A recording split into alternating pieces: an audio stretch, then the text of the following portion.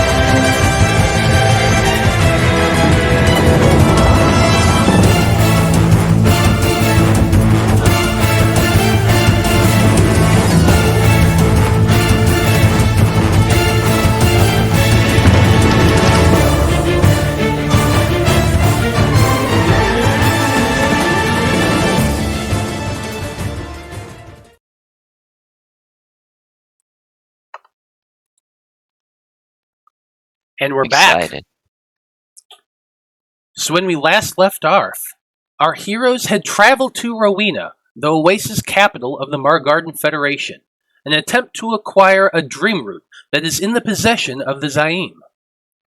While the more martially inclined of both groups try their luck competing in the Azure Championship Gladiator Tournament, the remainder of both parties find themselves in a secret location hidden deep within an underground bunker that apparently serves as a safehouse for the infamous mastermind of the Cerulean Syndicate, a man known only as the Archetect. We turn our attention to that underground bunker, to a room lined with bookshelves, with a full bar and a table that occupies most of the room. This is where the five of you now find yourselves, seated around that table while your gray-furred tabaxi host is making himself a drink.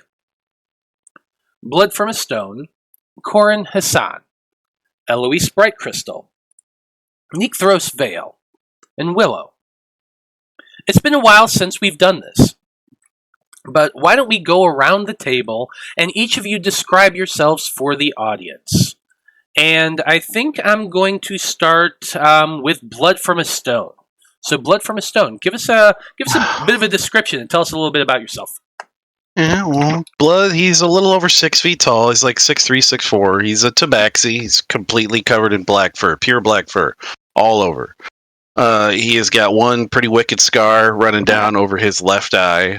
And with the robes and the cloak and stuff he's got on, I mean, right now it's probably mostly black with a little bit of, kind of like buckles and stuff going everywhere. But he can shift that thing any color he wants to make it look like anything he wants. And then he's also got a nifty little ability that if he's in darkness and you rely on dark vision, he just disappears and you can't see him. So he's a very sneaky little shit. He's not as probably evil as he started out. I think Eloise is kind of warming him up just a little bit. And then, he's kind of been reflecting more and more on his past life, growing up learning under his father and not his second father later on. But he's kind of getting back to those roots, kind of becoming a better person. And he hates elves. Really, really hates elves. He's becoming a better person, but he hates elves. And hey, you got a reason. Baby steps. Yeah, baby steps. Speaking of elves, Corin Hassan, tell us a little bit about yourself. So, if y'all have been long-time viewers, you will remember that I was originally Cameron Hawthorne, the Rabbit Folk, but after being disintegrated by the eye ray of a beholder, I got reincarnated and decided to adopt a new identity. As the High Elf Corin Hassan, I have sort of darker skin, brown hair, eyes like pools of liquid gold. I like wearing white and gold these days. I am a time wizard. And after my reincarnation, I'm just enjoying being much taller, not having to reach things, being able to see in the dark. And what started out as me just teasing Ichabod as a joke, hitting on him and doing various things, yeah, we're not sure if that's a joke anymore, or if I've fallen victim to my own trap. Well, I guess we'll find that out at some point. As long as another beholder doesn't get you anyway. Yeah. Okay. Eloise Brightcrystal, tell us about yourself. Well, I'm a white, iridescent dragonborn with a tail. And I was raised by Maya Fair, who is also a druid, and he's pretty big, and he's pretty great, and he thought that, I was just like a little sheltered, and that I needed to learn about the world, so off he sent me, and I wandered for a long time, and I totally wasn't lost. And I got to meet a whole bunch of creatures and a whole bunch of plants and some that I wasn't familiar with. And I've got to experience a lot of things for the first time. And then I ran into these bozos, and we've had fun ever since. Well, maybe fun is stretching it a little. I mean, it has been fun. The first thing wasn't very fun. No, it definitely wasn't. No. Okay. Like it. Willow, how about you? Well, Willow is a 4'3" Southern Belle with an attitude to boot. She was raised by rogues that used her for her talents of being a changeling. She was smuggled out of the city with the help of Shadowfire, who was my first character, and she was on the hunt for him ever since. And shortly before my departure, we found Shadowfire as an undead's elephant. So she's been drinking her sorrows away, and finally has come to terms with it. Yeah, it's been an interesting time for poor old Willow. Necthros Veil, tell us about yourself. All right, Necthros Veil is a tall, slender gentleman, using that term loosely. He's got dusky gray skin, dark gray skin, and like a whitish hair that he ties back partially into a knot, and then the rest flows down. He's got these piercing, deep green eyes that actually match his familiar Jareth. They both have the same color eyes. And he is a necromancer, a very friendly necromancer that everybody loves and gets along with in a different world. But in this world, he's kind of a jerk.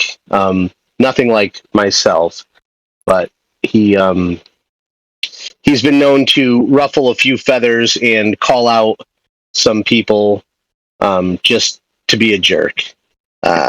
Hopefully that doesn't get him killed, but if it does, hopefully he gets resurrected or just reanimated. Sorry, best we can do is reincarnate. Yep. Best we could do. With the group right now, that is technically accurate. She can't even do that. She can only revivify. Eloise can.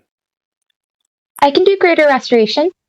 No, but you can't do reincarnate. Reincarnate. I technically can. Oh, you can now? Okay. Yeah, reincarnate. I think it's a level. Is it level 6? I think it's in the 5, I think. Yeah, I thought Level it was 5. fifth. Yeah. Okay. Yeah, I could technically do it. Oh, well, there you go then. Yeah, 5th level. Okay. Well, But I definitely don't have rare oils and unguents worth 1,000 gold pieces. no, probably not. No. Eloise does not have the components to do the spell. She can. She has the power. She doesn't have the shit she needs. Fair enough. Well, besides the group of you, the only other people in the room with you right now are the 3 orcs who had gone to get the Faab Five from the Wyvern's Rest. Now, by this point, you've been able to learn that their names are Arga, Kogan, and Shura. And 2 of them have joined you at the table, while Shura is over by the bar making herself a drink as well. Now, once his drink is poured, your Tabaxi host walks around to the table and pulls his high-backed chair out to drop himself down in front of the maps on the southern side of the table. Now, Willow, this is a man that you've known for many years. He and his wife had taken you in when you needed a friend, and both he and Eyes That Sparkle acted as a mentor to you so many, many years ago. Blood, Eloise, and Veil, you had met Shadows back in Bradfordshire during the Wraith incident, which was also when Eyes That Sparkle had been killed during one of their exploratory, that was a weird word, exploratory supply runs that helped keep the refugees in the temple alive for so long. Though many of you have known this Tabaxi as Shadows in the Wind, you've all recently learned that he goes by another name as well. He is the Archetect, an almost legendary genius thief who serves the guildmaster of the Cerulean Syndicate himself. Now, Shadows, as I've described before, is a grey fur Tabaxi of average height, whip thin and lean, wearing an eye patch over one eye. His left eye, not his right eye.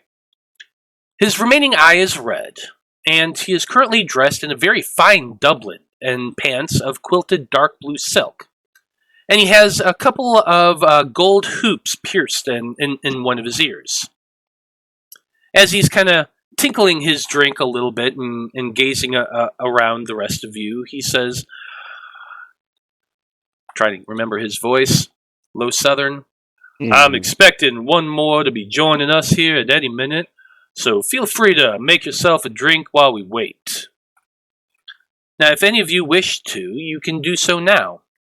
The Archetect has a rather impressive collection of alcohol, though I'm pretty sure Liam had took the best bottle of whiskey with him when he left. Eventually, there is a knock on the door, and the orc, Arga, stands up and opens it. Natalie, why don't you go ahead and describe your character for us? So my character's name is Effie. She is a tiefling. She's about 5'10", a little bit thick with it. She's got, but she's built. She's a cleric of the trickery domain, and she's got long black hair and yellow eyes. And she's good friends with Shadows in the Wind. Indeed, and as you're stepping through and past the orc, Shadows calls out, welcome, Effie, come on in and sit down a spell. We're going to get this meeting started here momentarily. So Effie goes over to Shadows, and she's like, "Hello, darling." And she goes over and she kisses both his cheeks, and she flashes her little signet ring to everybody, and then just has a seat. Okay. Let's see here. Now, once you arrive, Shadows obviously introduces you to the rest of the group, and you sit down there next to him. He seems extremely confident in himself, just as he did the last time most of you encountered him, completely in his element. He begins shuffling his papers and moving a few things around, but as he's doing that, a question comes to each of your minds. And the question is, if your character had the chance to rename the party, or give the party a new name, no questions asked, what would it be? And Effie, since I started with Blood, why don't you go ahead and tell us first? What do you think is a good name for this group? So Effie's kind of bougie, so she's looking over everybody, and she's like, is this going to be the Effie show again? So we're going to call it the Effie show. Calling it the Effie show. I like it. Okay. Veil, how about you? What would you name it? Renaming the group, I would have to say something along the lines of Light and Dark. Light and Dark? Just as far as you got Eloise, who's just so cheery and wouldn't harm a fly, and then you've got Veil and Blood, who would just murder and raise the dead hand in hand. Fair enough. Okay. Willow, what would you call the group? Ocean 6. Ocean 6. Shouldn't that be Shadow 6? Yeah, I was gonna say. Doesn't have the same ring to it. Plus, every time I hear Shadow, I think it's Shadow Fire. Then I want to cry and drink more whiskey. You know. That's fair. She's trying to cut back on the whiskey. Well, there's plenty of it over at the bar. And then she's gone. Okay, Eloise, what would you name the group? Well, there's 6 of us, and we're going to try to do something sneaky, so Sneaky 6, I don't know. Sneaky 6? Okay. How about you, Corin? Well, first, I just have to say, the Sinister 6 was right there. But no, Debauchery Circus is a decent name for a group. If I had to change it, possibly something just to annoy Ichabod. Since Ichabod's a Bible thumper, maybe call us the Bible Humpers. As he cares about religion and the deities, and pretty much nobody else in the party really does. No, they much. really don't. So. Okay. And that's how you got dumped. And Pink Shink Geek just redeemed disadvantage, I assume, for whatever Corin does next. Damn it. I like it. Okay, Blood from a Stone. What would you name your group? Well, if we're talking about my original group, I think the perfect name was Please Shut Your Fucking Mouths. But that's not what I think we're referring to this group. I mean, he's looking around and he's seeing these people that he's starting to wonder. It's like, how is this group going to coexist? He's like, he's got animosities before he's even met them. Maybe the thing that should not be. You know, because this group, we're being pushed together, and we'll see how this goes. It's going to be... Oh, I have a better idea.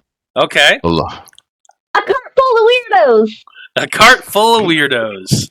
Yeah, that's about right.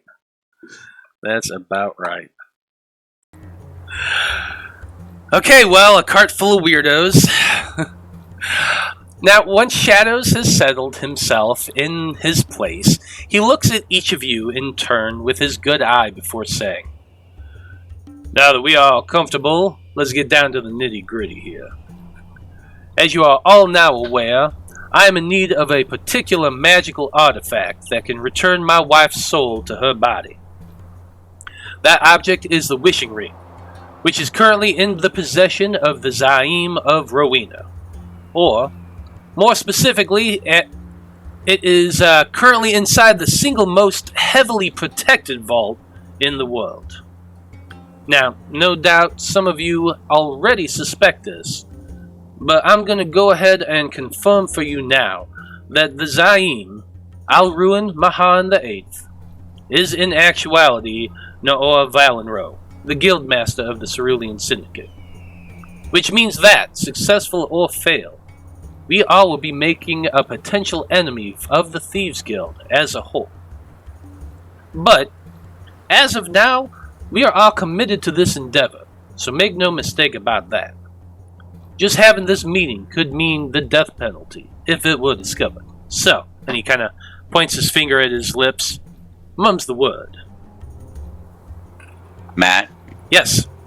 this guy look like he actually needs the eye patch, or is it something else? Make an insight check. At disadvantage. Sure. Damn it. 21. You kind of, you're sitting there, and as he's talking, he's like moving his face back and forth, and you just barely glance past that eye patch, and you can see a moving eye underneath it. Yeah. So it might be a magic item or something. That's cool. Okay. Anybody else have anything before I continue?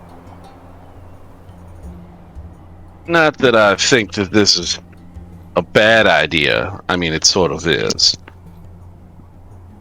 How... I mean, I guess I just need to know this plan, because, yeah, stealing from the Guildmaster... I guess we could come here, he's going to look at us. We had actually come here thinking about doing that anyway. But now that I know you are who you are, I mean, I guess I'm actually optimistic that I'm not going to die.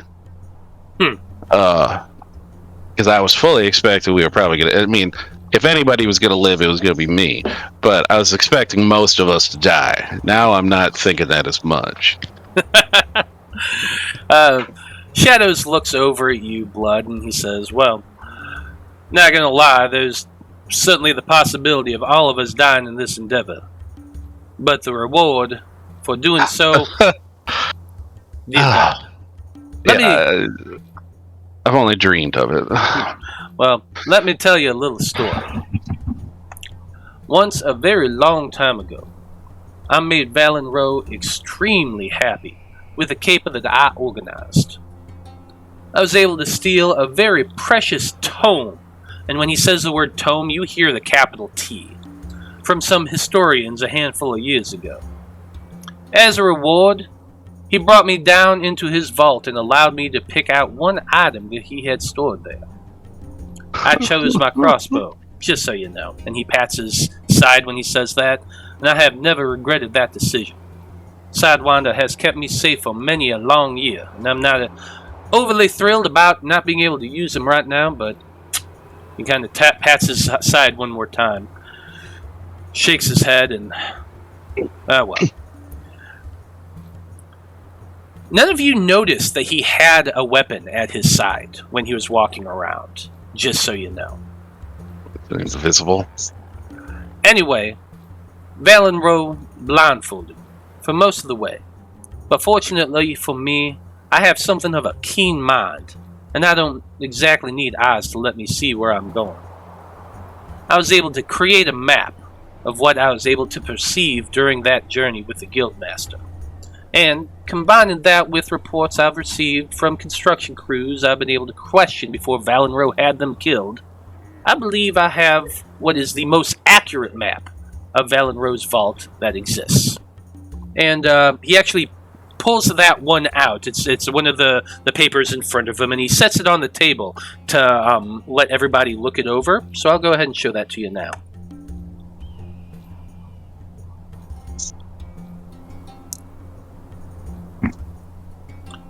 As you're all passing it around and looking through it, you can see there's there's paths and chambers and areas that look like probably was more there, but he didn't map it out. And he says, as I'm sure you can all surmise, the Zaim is extremely protective of his treasure. There are only 2 entrances to that vault that I have ever been able to discover. And believe me when I say that I have spent some considerable time searching for this. The first is located in the Guildmaster's office in the main headquarters of the Thieves Guild main base underneath Rowena. That is where the casino is located. I'm sure both you, Blood, and you, Willow, have been there before. I've lost small fortunes there. Yeah. The second entrance, and the one that I believe is a much more viable entry point, is located behind the Zaim's throne room in the palace of the Eternal Throne. The first part of my plan is to gain entry to that location and to make our way down into the vault. And he kind of looks at everyone and says, "Are you with it? Y'all with me so far?" If you'll permit me, yeah. I should perhaps, or someone should perhaps ask the obvious question. There is currently a tournament going on whereupon the victor can request something from the Zahim. With this vault being as protected as you say, why would it not simply be your plan to attempt to rig the tournament and obtain the ring that way? He kind of glances at himself and does a show of, "Look at me, I'm a rogue." And he says, I'm sure there are many who are going to try in that tournament. Many fight. In fact, we saw a handful of those with some of your group. Now, I mean, perhaps you want to go and try to go toe-to-toe with them in a martial competition, but me, I prefer doing things, with my mind. Oh, I wasn't saying you'd compete fairly. Have you seen? I understand your meaning. Have you seen that half dragon? I have seen Grovagar Umbridge fight in previous tournaments. He is a powerhouse. We saw him up close and personal. He's going to be very difficult for our friends to overcome. Not to mention, he's probably going to cheat. He is a dreamer, after all. A dreamer, as in the cult of the dreamer? Oh, how much do you know? But you don't. He's like their general. We've tangled with them on multiple occasions. He's like the leader of their army. Then yes, he's several hundred years old. I can see how he would be formidable. Very much so. However, since you bring up the tournament is the main reason why we have this opportunity now. The Zaim, his entire retinue, and most of the palace staff will be there watching the tournament.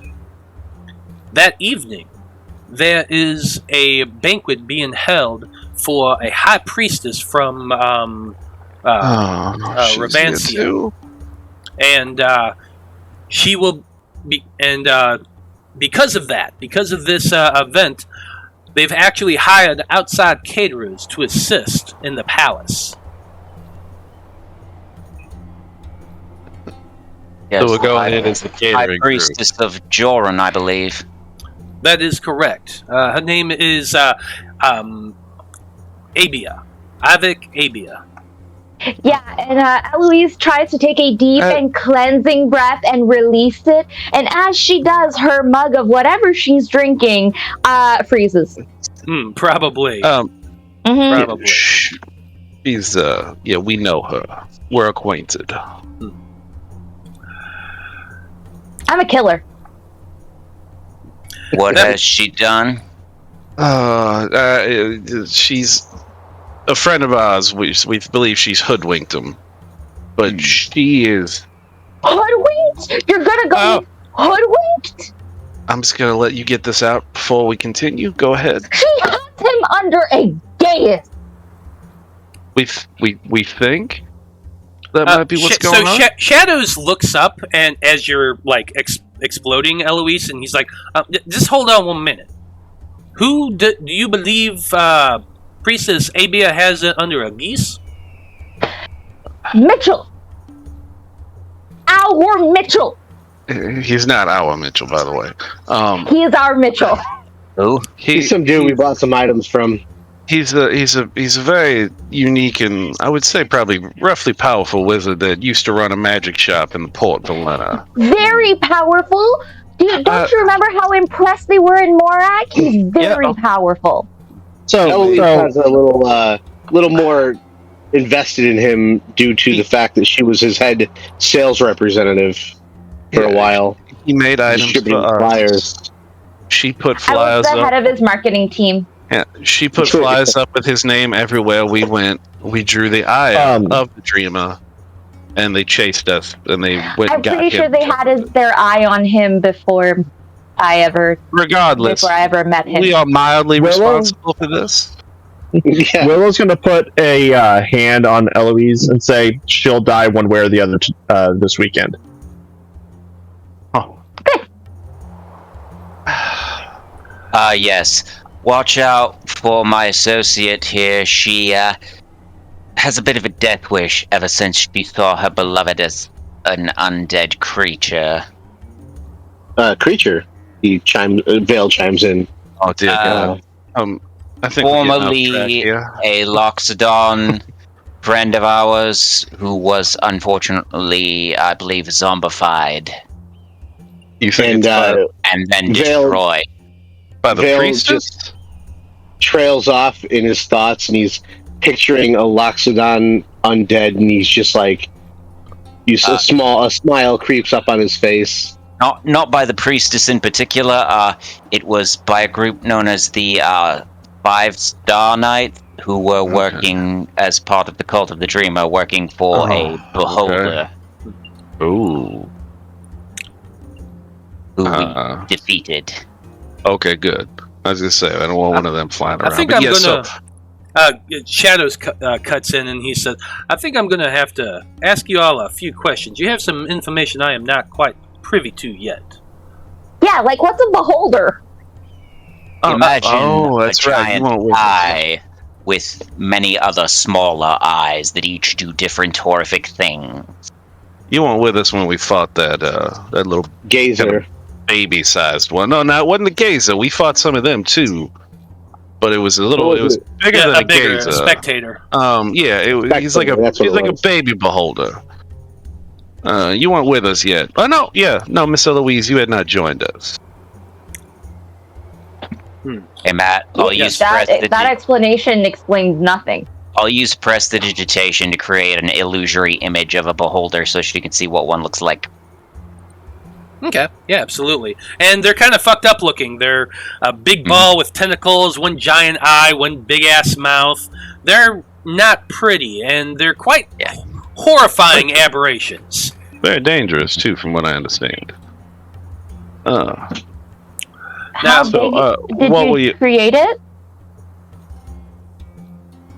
It fits in the palm of your hand, right?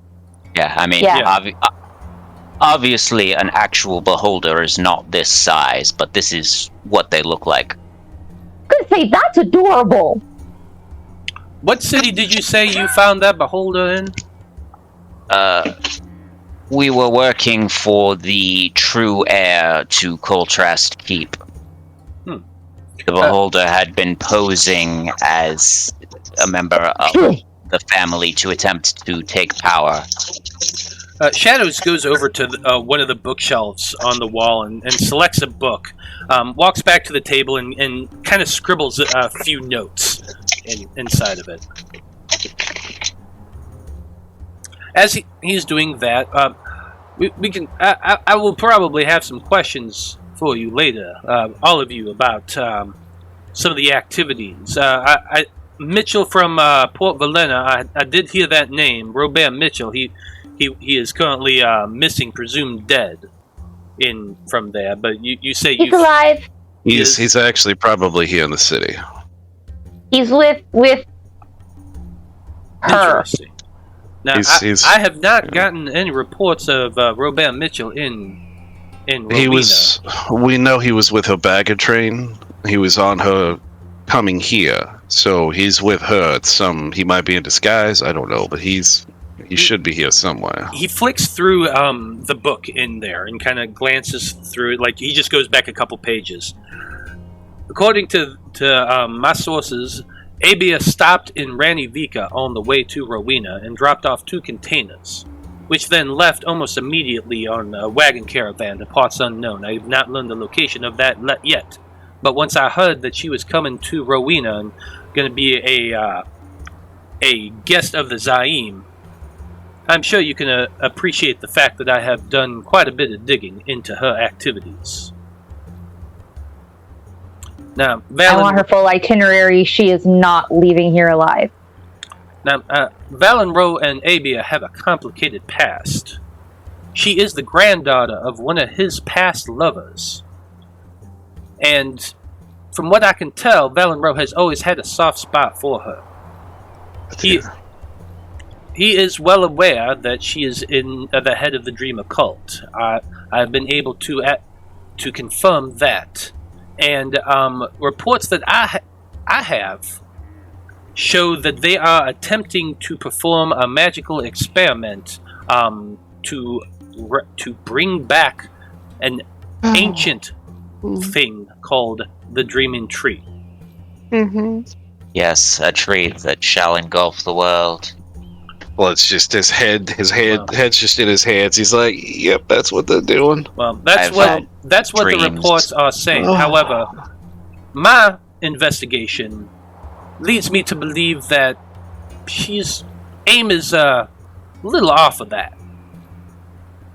I have reason to believe that her true aim is to make it so that the tree was never destroyed to begin with. Oh. Through the help of a time mage and an enchanter.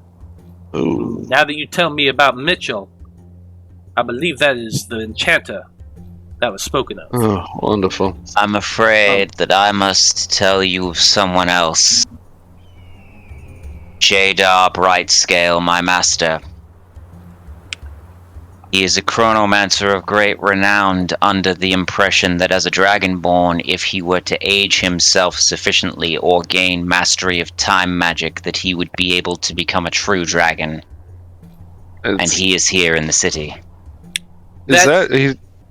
Oh, his blood's gonna look at Eloise. Is that what you can become? I don't. Whether or not it is the truth, it is what he believes. I don't know. My clan didn't like the fact that I have a tail because it's too dragony. I was gonna just be like, now, just going forward, he's just gonna be like, "Can you fly? Open the wings." You know, it's gonna be a whole thing now. You done fucked up our group permanently. Hey, Shadows looks over at you, Corin, and he says, "You're speaking of the Dragonborn wizard from North Amia, a former member of the Magirium." Presumed missing 3 years ago, though he does not recognize time so much anymore. He was quite confused when I told him that he'd been gone for 3 years. He assumed it was far less. Does he have a tail? I'll cast another prestidigitation and show them what he looks like roughly. Does he have a tail? I don't remember. So, I never decided. Sure, he can have a tail. There you go. So you said that they have a special relationship. Please, he hasn't decided to try and join with the Dreamers, has he? Valenro? I've been terrified this entire time, thinking that he could potentially have delivered an almost unstoppable mystery army into the Dreamer's hands, and I hope to God that is not something that's going to happen. Shadows shakes his head at that. Valenro is concerned with Valenro and maintaining his power and maintaining his influence. I cannot possibly believe that he and no, I've not had any information that leads me to believe that he is a member of the Dreamer cult itself. Okay. Riork Sagman has joined. Riork Sagman? You mean the stone merchant out of Laverne?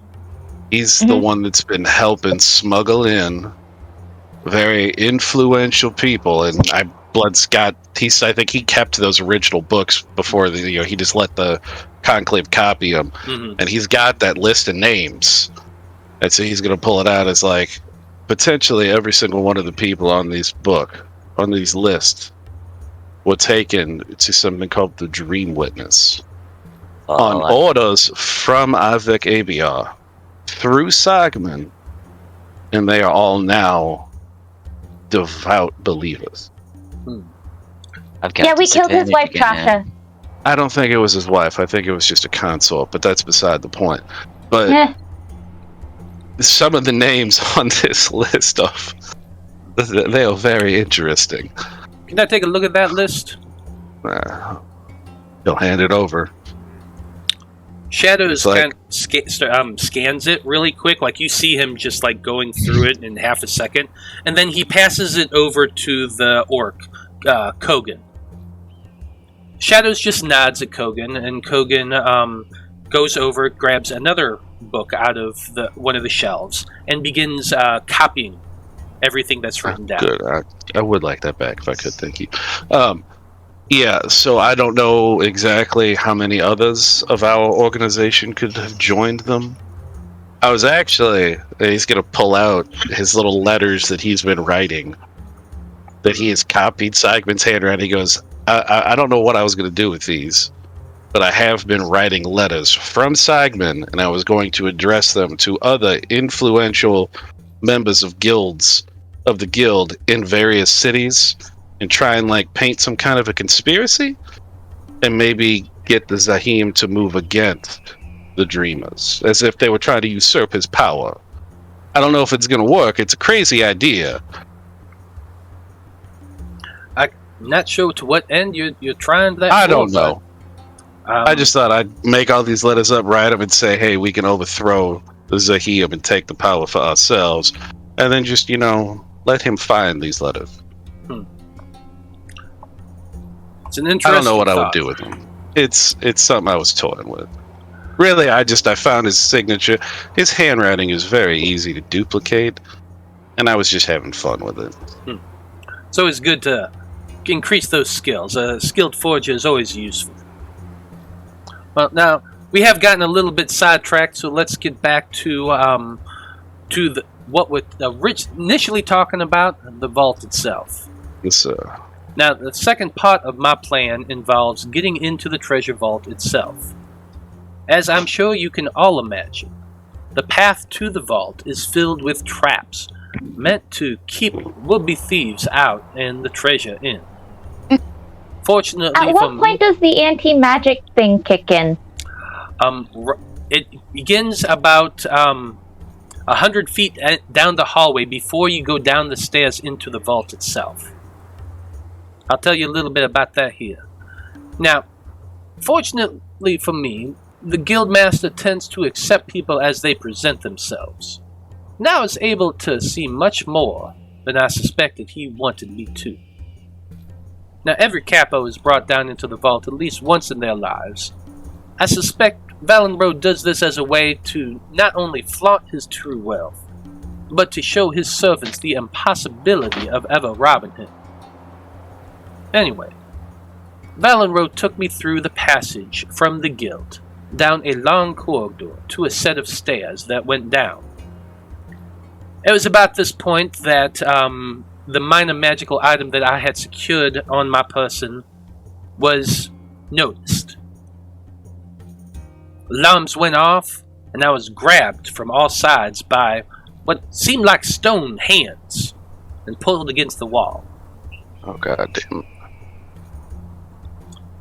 I, of course, gave it to the Zaim, and he laughed because everyone tries. But, it was confirmed that even a common magical item would be detected. However, was that on the way in or out? That was just getting into it. However, I did carry with me as well a spell scroll that my wife had created for me, and a adamantine dagger. And these items were not discovered. So while enchanted things do attract attention, other items, not so much. Do you think potions would also be ignored? As long as they are not magically enhanced, I don't see why not. Ooh. Do you know, I mean, you've been studying this for a while. Do you know of any way to disarm this or a way around it besides the scroll and adamantine? Unfortunately, no. The magical object that controls the magical detection is in the vault itself. It's specifically designed to not be able to be stopped. This is, after all, the vault of the most powerful man in the world, who for 2,000 years has been building up the defenses of the place he calls home. It's not a simple stroll through the park. And any spell cast once we're in the anti-magic field? No, it's not an anti-magic field. You can still cast spells. It just detects magical items, and alerts the presence of them. Oh, so it won't alert to a spell being cast? Correct. No. It's not an anti-magic field. It detects magical objects. Gotcha. To my armor, and it's going to kind of just like start making it change, shift the thing. This has got a simple glam mode. That would be enchantment detected, on yes. it. God damn. Alright, What? So, I've got a +1 bow. Same thing. Magically, Still anything magical. that's magically enchanted will set off the alarm until the thing is set up. Now, y'all getting a little ahead. Allow me to continue my story. Yes. Now, when I went down through the guild, there was a passage opposite ours, and this is the path that I believe goes to the Zaim's throne room. I have confirmed its existence, so do not be concerned on that part. Now, once in the guild itself, the passageways branch off in several directions. But the guild master ignored these and led me down to the left and then an immediate right to the first vault door. By the sounds he made, I believe that this door is a combination lock. In the next room, which seemed much more open from what I could tell, he led me on this strange zigzagging path that was disorienting to follow, especially because he spun me around a bunch of times beforehand just to be a dick. I suspect that there's a specific path we must walk to get to the end. From there, Valenro simply turned a crank and opened the next vault door, and informed me that there were pressure plates, so he picked me up and carried me to the next door, which was opened with a key. Now, that was an odd experience, I do not mind admitting. He is much, much stronger than he looks. Now, in the next room, I was able to perceive large figures that I took to be statues around a central pillar. Valenro moved about and fiddled with things for about 10 minutes, walking back and forth from the side walls, and eventually I heard the sound of a lock unlatching. I assume whatever he was doing is what triggered that lock. So most likely some sort of puzzle. From there, we turned right, then left, then right again, and we walked down a very long corridor, and turned left, but stopped almost immediately. I heard Valenro muttering some kind of incantation in a language that I did not recognize, but it mostly sounded like growls to me, so I assumed it was a magical spell. Anyway, I felt the spell take effect on me, and then Valenro led me into a large room, judging by the echoes. And I could smell a scent that I can only describe as ozone. Like, you know, when there's a thunderstorm and in the desert and it strikes sand, you get that odd smell? It's kind of like that. Valenro opened the next vault door with 2 keys. And once we passed through, he closed it again He then untied my blindfold to show me a long room with black, oily walls. We were standing on a platform, and as I looked down, I could not see the bottom at all. Valenro unrolled a magical carpet that he brought with us. Somehow he was able to carry magical items with him, though he warned me not to carry any myself before he brought me down. How he was able to do that himself, I cannot say. I suspect some magic or other thing associated with him. We rode the carpet across, and I estimate that the corridor was at least 200 feet across. At the far platform, he had me wait as he went down one fork and then the other, before turning a wheel on the next vault door, which swung open at once.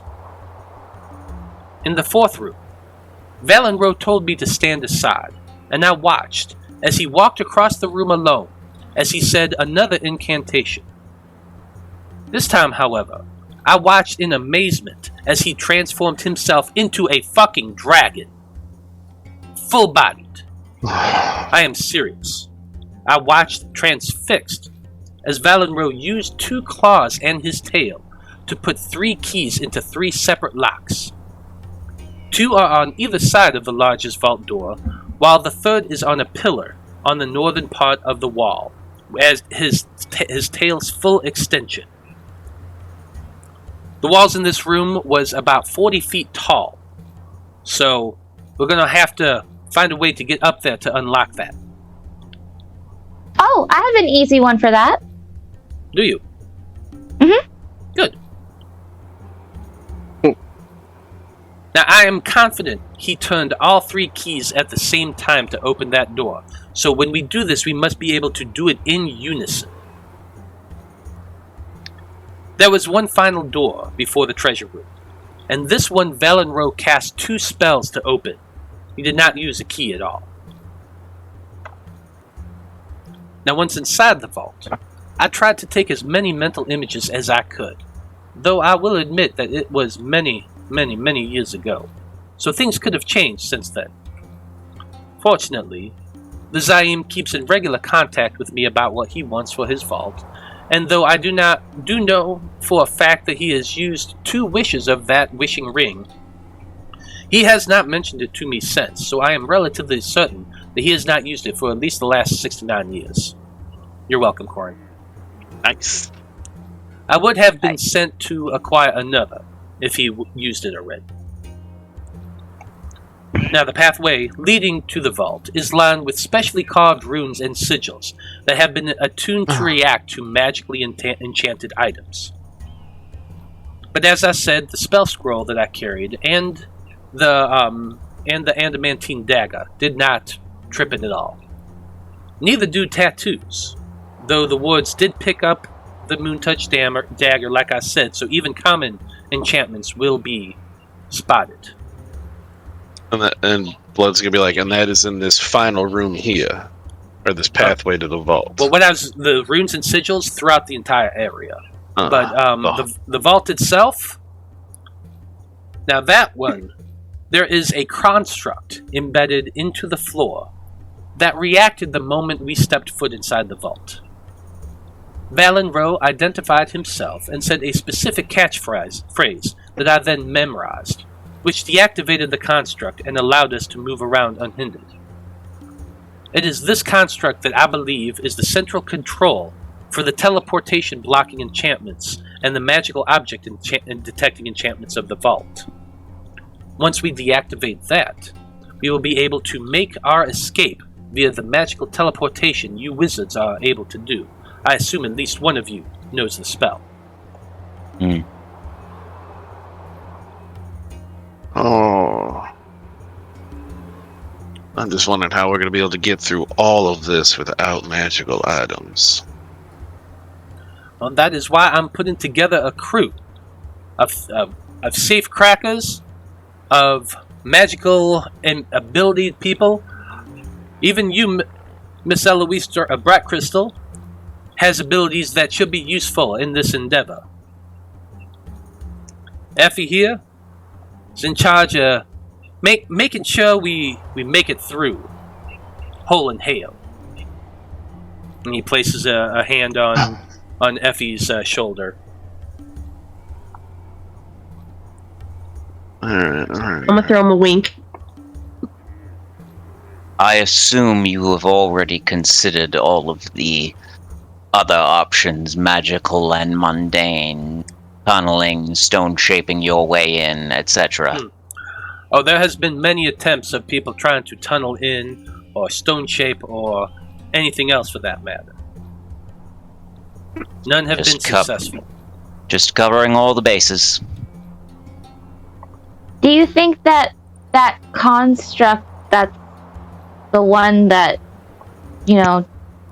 alerts the Zaim when things are going on in the vault, Mm-hmm. you think he could be dispelled? Well, He knows the passcode, he said, to shut it yeah, down. what is the passcode? The phrase that you memorized. I will hold on to that myself until we I arrive. know. I let the man keep a So few you'll be things joining to us. himself.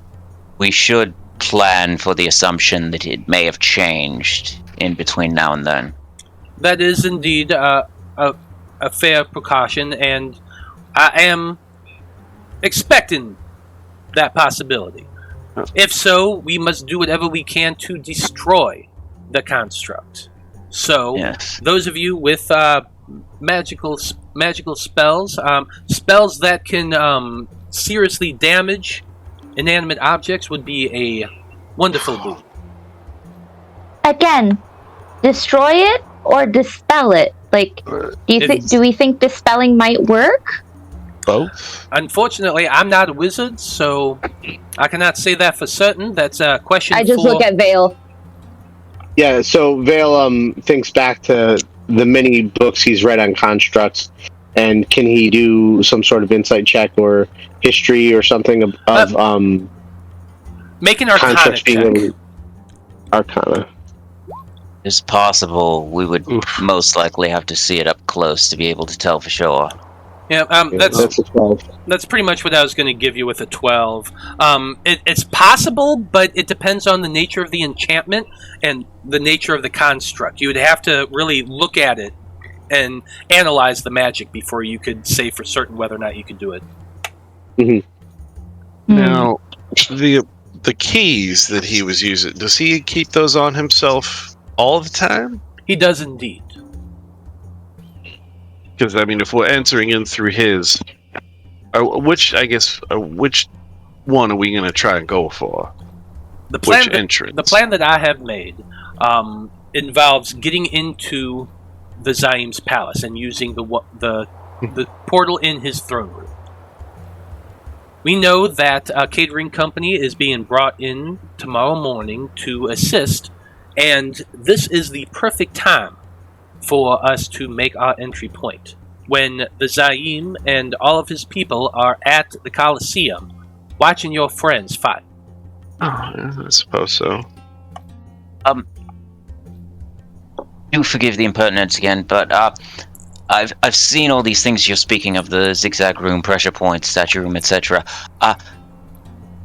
We have a fellow amongst our number who enjoys turning into a variety of different animals.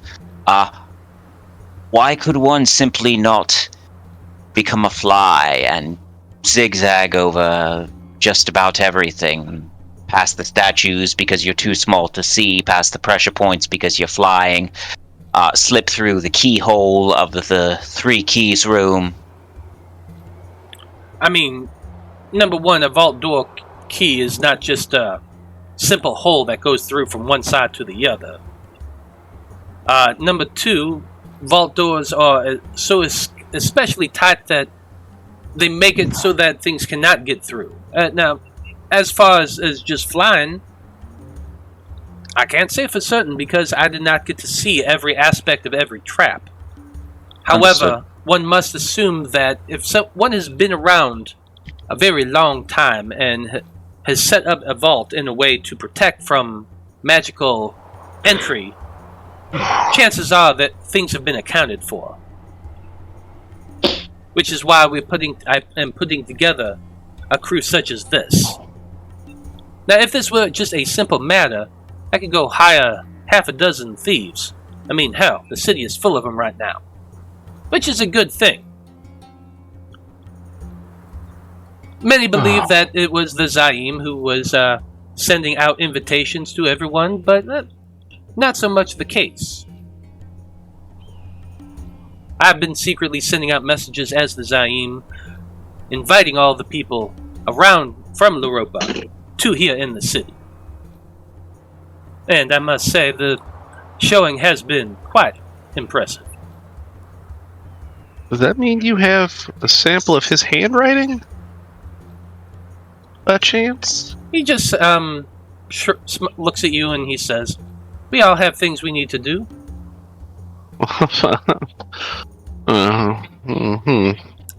With this many thieves in the city, with this many eyes looking to grab whatever's not nailed down, the Zaim's attention is everywhere.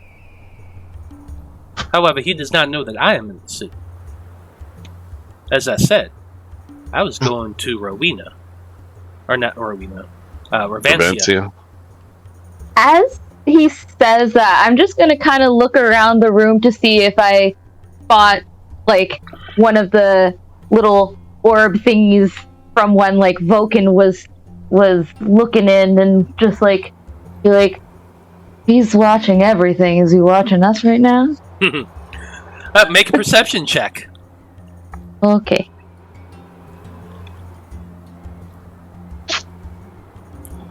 It's on normal. Okay. And 17. Nope, don't see any orbs. Okay. Okay. Shadow's just watching Eloise like, don't worry, the walls and ceiling are secure. This safe house has been here for a very long time. How do you secure against magic? Lead paint, mostly. Great. So our characters will die, but not because we screwed up the heist, but because we all ended up with lead poisoning. Yep, definitely. Just don't lick the walls, you'll be fine. Corin's been licking the walls this whole time. What? Yo. It tastes good, okay? Hey, the snozberries taste like snozberries. So, which night was it we were planning on trying to make this happen? Tomorrow morning. Tomorrow morning, okay.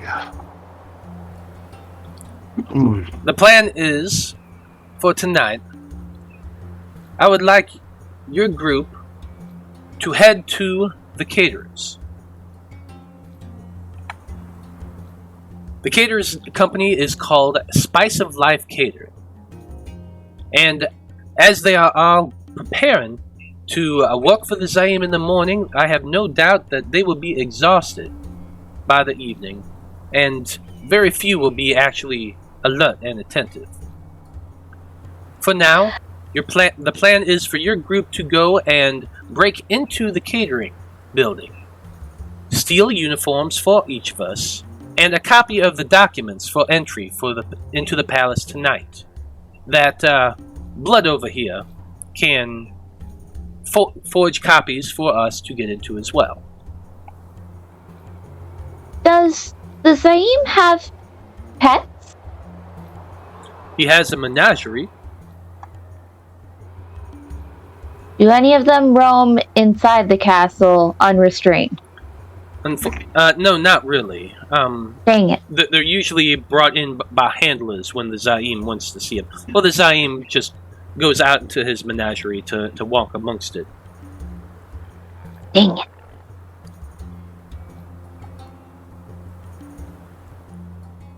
I've been back here. What do I do? Keep your mouth shut. Maybe not say that out loud. Drink some of this good stuff. It's okay, Miss Eloise. There's no need to lie here. I think we can trust these individuals. Well, most of these individuals. He's going to give Corin a look up and down. He goes, I think we can trust Shadows. I meant more of the fact that I don't know what a caterer is. Oh, well, you've never been to a. Well, I guess you haven't been to a party. They prepare. Well, we went to the one at Seidman's. Okay. Do you remember how I went in dressed as a member of the staff? How I was in disguise? Uh-huh. The staff that was preparing the meals would be the catering service. They're out, sort of, yes. They're outside groups of people that bring in, prepare the food for large parties and events and things like that.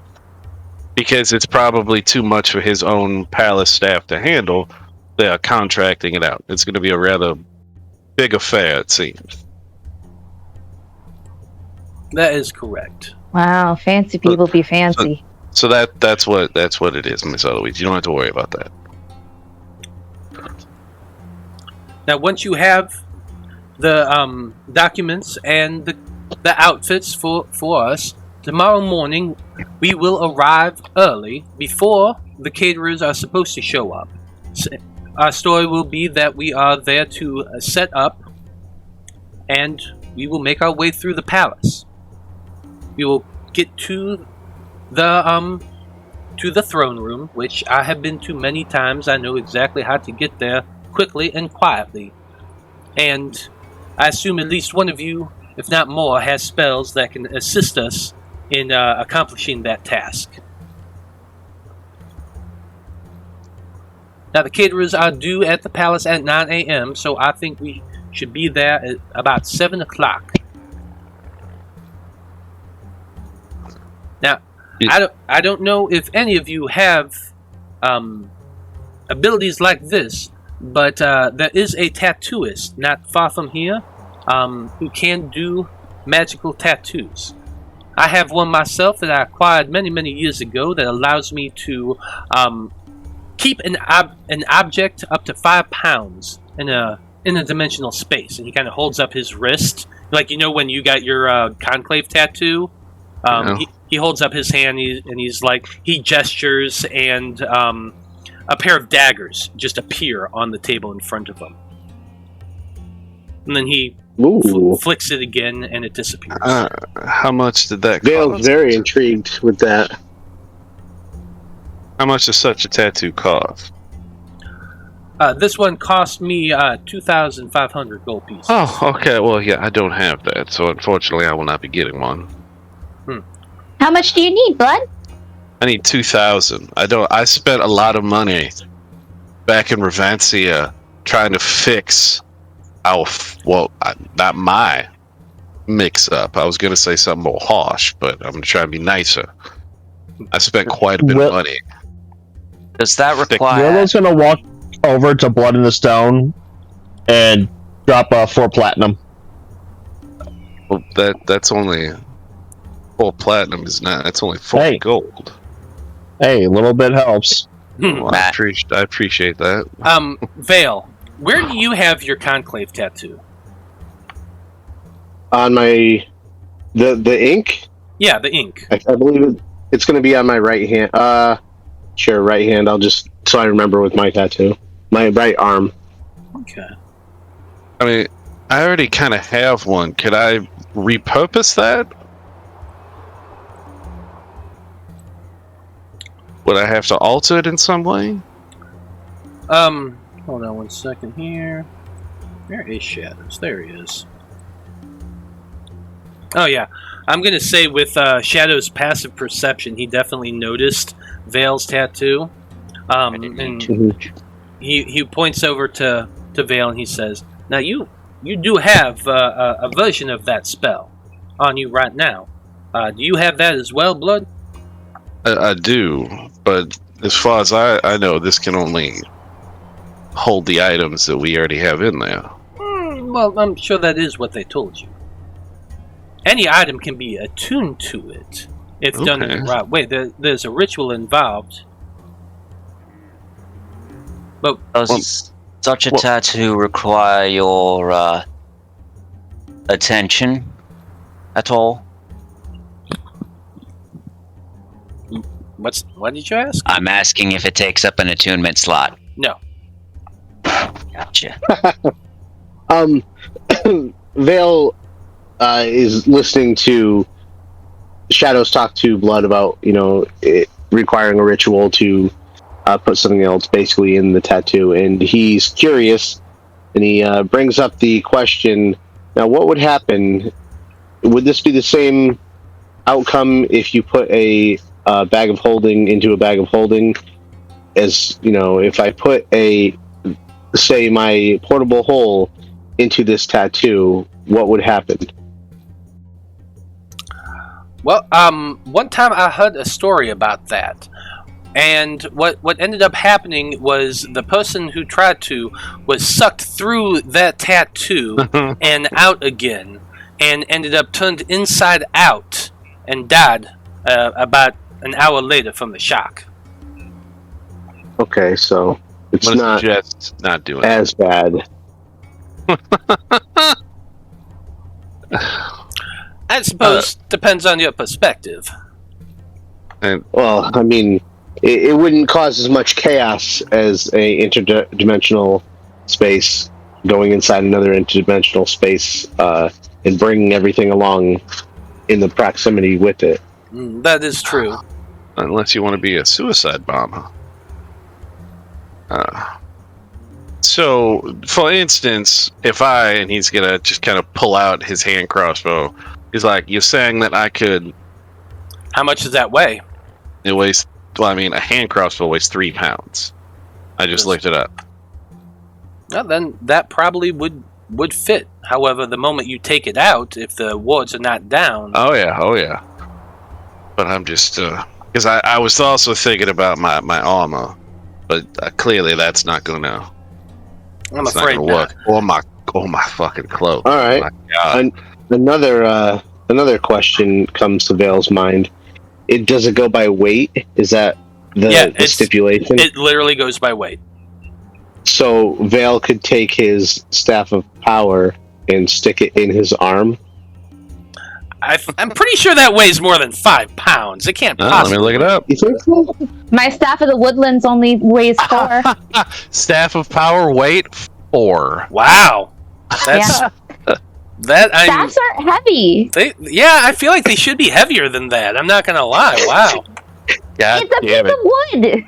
It's not really a piece of wood. But yeah, it sure as hell says 4 pounds. So, I mean, it would fill up the entire thing, and you would only be able to use it after the thing, the detectors got turned off. But yes, technically, the rod of power will fit. Excellent. And I'm assuming the bracers of defense or the ring of protection. Yeah, those are all gonna have to go all bye-bye. would set off the thing. Mm-hmm. But wait, I mean, they can go in the tattoo. Your little tattoo can hold up to 5 pounds? Yes, that's what. Let me see the. Let me double check wrist pocket. Yeah, I little believe pocket wrist dimension? pocket is only one item. Yeah, I think it's just one item up to 5 Yep. pounds. One object in your hand and weigh no more than 5 pounds. Yeah. Only you can be holding it. So there you go. So you wouldn't even be able to have 2 daggers. It would just be one. Now there you go then. Well, portable hole would have been perfect for that if it didn't turn you inside out. So you could put the staff in there, but you couldn't put the staff and. Okay, Now- that makes sense. I can do something. What I could do is I could actually bind myself to one of your guys' weapons if it's heavier than 5 pounds. And because I'm an Eldritch Knight, I'll just summon it to me whenever you need it. But then it wouldn't be attuned to them. Yeah, my. But it doesn't need to be attuned to them. I can attune it to me and just give it to them. Yeah, but then we'd have to attune to They back wouldn't to have the magical bonuses or whatever it gives them. Yeah, but still, it's better than not having, your weapon because the fact it's over 5 pounds. Well, this one. I'm as not you letting this all are sitting there thinking about weapons, as I said, adamantine weapons do not trigger it. So when Okay, you're I out, see what you're saying. I would suggest each of you pick up an adamantine weapon.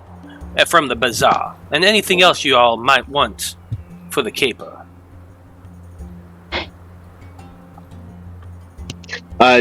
Veil turns to it's Willow, I believe, and he says, "Just for curiosity's sake, if somebody did have their weapon, say Blood had or you hid the weapon in Blood's arm, and then you summoned it, would it rip right out of his arm, or how would that work?" No. It would just teleport. It appears in your hand. And he looks very disappointed. Okay. Why don't you be the fucking subject of your experiment? That was Now, just a hypothetical Here's situation. the question. How do you define a weapon that I bind to? What are you asking? How do you define a weapon? I mean, impromptu weapons, anything that I can, grab. You have the tavern brawler feat. No, I was thinking more of jokingly of using someone's head as a weapon and saying that I'm bound to their head, so I summon their head in my hand. Yeah, not unless you're. It was more of just a funny, not being serious. Like those things in Labyrinth that could take their heads off. Yeah, there you go. Exactly. Blood, do you usually use a light crossbow or a heavy crossbow? Well, this is the hand crossbow that we liberated from Nahia, who stole it from Groverjaw. Okay. But I have a longbow as well. But since that's magical, I can't have them both. Oh. I was just going to say, I have my... See what's in this. Go ahead, Eloise. I was just going to say that I have that +1 light crossbow we got in Morag, if you wanted to use it. Still an That might be more than... No, it's 5 pounds. Oh, it is 5. That's what I was... Yeah, I was wondering if it was more than 5. No.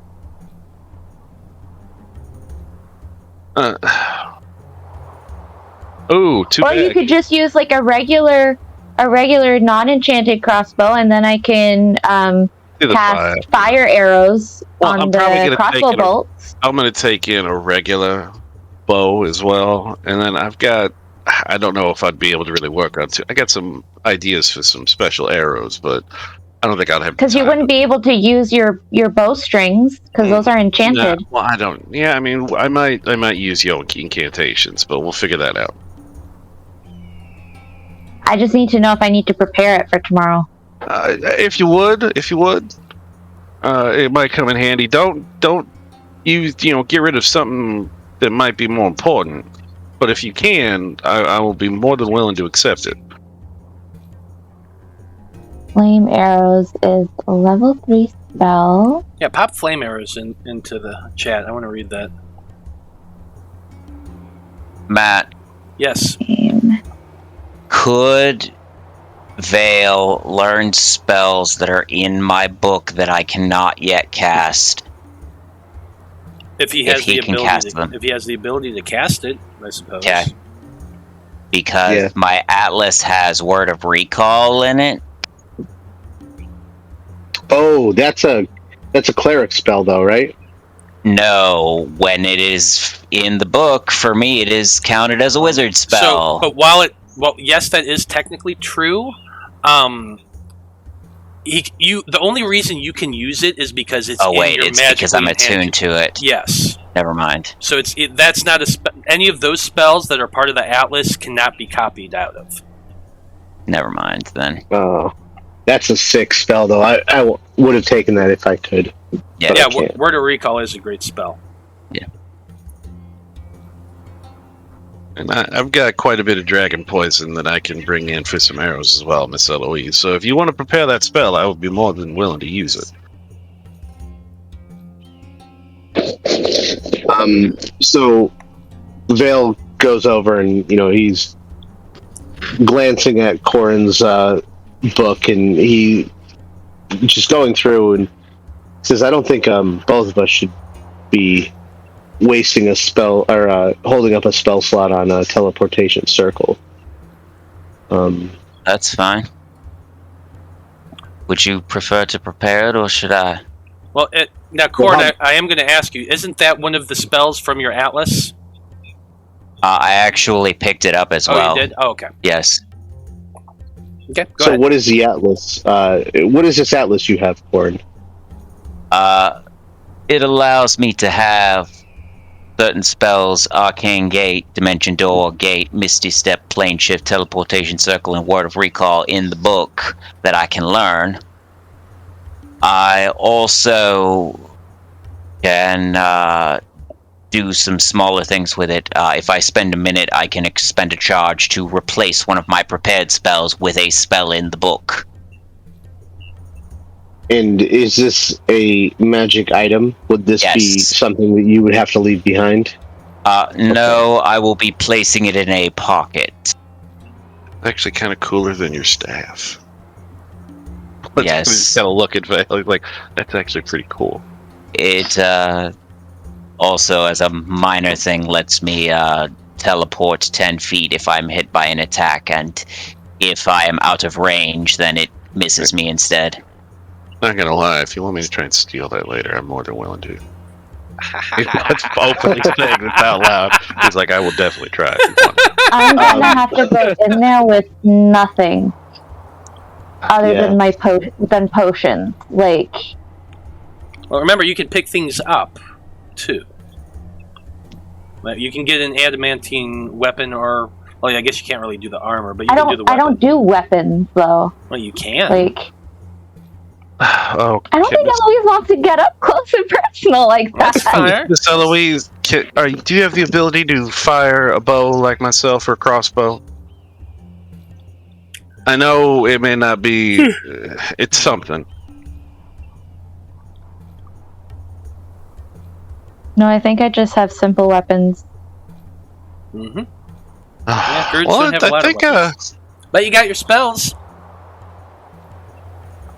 Well, yeah, you can use spells. Mm-hmm. You can just you could have like a twig branch for yours as a druid. It's like your spellcasting focus, can't you? Mm-hmm. Yeah, so you I've been using my staff as my focus. But you can use something else in the meantime. Yeah. Oh wait, yeah. Hey, a light crossbow is a simple weapon. It's for some reason a hand crossbow is a martial. I don't get it. No, but it's just I get it. Hand-eye coordination's not great. You're very terrible when it comes to your abilities to hold it steady, but it's better than nothing if you needed an extra weapon. And I still have 14 crossbow bolts. We'll figure it out, I promise. So Corin Veil continues this conversation and says, Yes. I'll take the burden of the teleportation circle, but we'll have to re-up before the morning to see what I could possibly take off my list and have you prepare instead.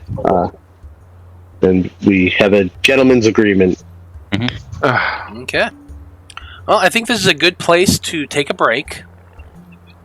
So we'll be back in about 10 minutes, everybody. We're going to do a bio, grab a drink, and we'll get into the first part of the heist, breaking into a caterer. Stick around. Okay. Welcome back, everybody. Alyssa has a kitty. He's hobbit thick. Yeah, so cute. Okay. Well, when we last left off, Shadows had broken down the plan to his little group of vault crackers. And he's told them that the first step is to go to a nearby caterer that is going to be working in the palace tomorrow. Acquire uniforms and a copy of the papers to be able to make entry and get into the whatchamacallit, the throne room. So that's where you all are sitting right now in in the underground safe house below the Archer and the Rose. Shadows has given you the first part of your mission for the six of you to head over to that caterer here in the dead of night. It's probably around 9:30 in the evening by this point. So the tournament is still the opening ceremony for the tournament is still going on right now. That's when Grovagar is fighting the Blue Dragon. That's happening right now. Cool. But anyway, as Shadows finishes up and collects his map once again and says, "Now, do any of you have any questions before you go heading out to the caterer? Now is the time."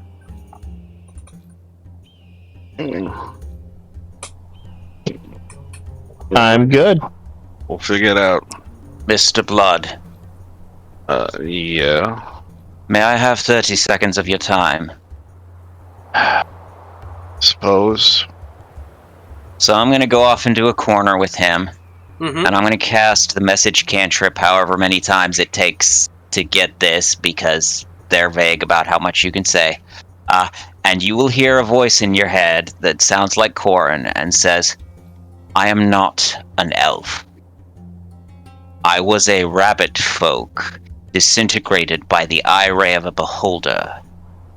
As I had issues with the Arcane Institute, upon finding out that I had been reincarnated into the body of an elf, I decided to take up a new name.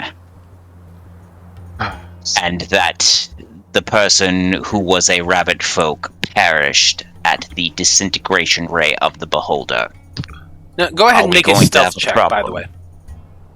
Okay. Same way. Sorry, I didn't mean to cut you off. I thought you paused. No, that's fine. It's not being said out loud, so. Yes, and it I got an is. Yes, Oh. it is. The Yeah, message you cantrip, whisper. you are... Oh, really? Yeah, Sending. Oh, whisper. Okay, yeah, sure. Sending is the other one. Oh, That's fine. shit. Well, I rolled a nat 20 for a 25. Okay, good to know. I guess should I?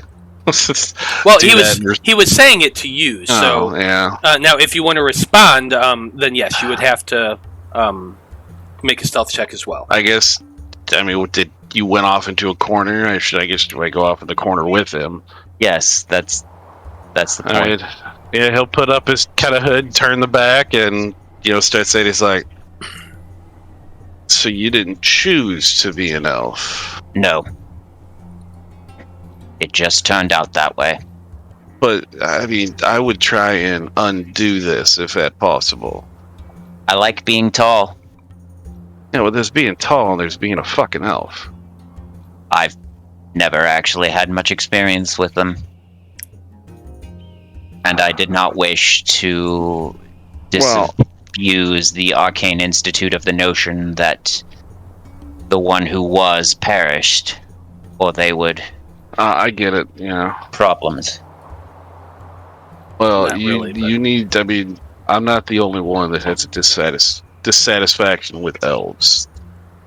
There's a reason why they stay inside their borders. They're very mistrusted. I'd be I- careful. If you have an option for me to be something other than a rabbit or an elf, feel free to share. I'd just be careful if I were you. I mean, you could get into Illithymica probably very easily. I mean, Probably. I have desires to that. Yeah, that's a lot, but just you're gonna need to be careful. Just be aware, though, I look like an elf, but I have But you're none not of one, I the got cultural... you. No, I have none of the No, cultural knowledge. I mean, I might every once in a while look at you and I will just scowl and hate you, but then I'll remember that you're not an elf. But yeah, he'll basically tell you, look, I got all the physical stuff, but I don't have any of the cultural. I got you. I don't even know how to use a bow, because that's something they learned growing up. And I'm a wizard. Did you just burn all your spell slots with this conversation? No, it's a That's cantrip. cantrip. Oh, okay. No, Got a 20 intelligence. I'm not that dumb. Once those two go off, has like the main conversation kind of broken up at the table. Mm-hmm. So while they're having this conversation, I'd like to go up to Shadows, and just be like, Mr. Shadows? What can I do for you, Miss Eloise? And I'm just gonna go over and I'm gonna hug you and I'm like, I'm so sorry about Diamond. And I just want you to know Sparkles. that Sparkles, yeah. sorry. It's like, wait, who's Diamond? I'm so sorry about Sparkles. And if this heist doesn't go the way that you're hoping it does, afterwards, if you can find all the special oils, I can try to reincarnate her, but you need to know that I can't promise she's gonna come back the same. But I would try if you needed.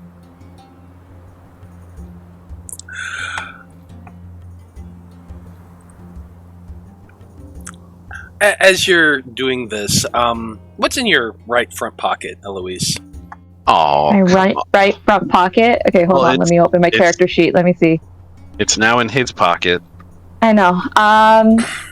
Right front pocket. I don't care what It's it is. gonna be, I know. It's going to be a small thing. It's either... Is Eloise right-handed or left-handed? I think Eloise is left-handed. So she's going to keep that little blackened stone in her left pocket. So in her right pocket is probably the small key that she got from the when we were in Bradfordshire and we went through that apothecary and we found the giant potion cookbook, and she also found a small key. Mm-hmm. Yep, I remember that. Yeah. So that small key is in her right pocket. Okay. You're hugging him, and he kind of you feel him hug you back a little bit, and he just whispered in your ear, "I do appreciate that, Miss Eloise. If we're unable to get the wish spell and it does not work, I will consider your offer." And then I doubt anyone would be able to see his 34 sleight of hand. Nope. See, now Blood knows what it feels like.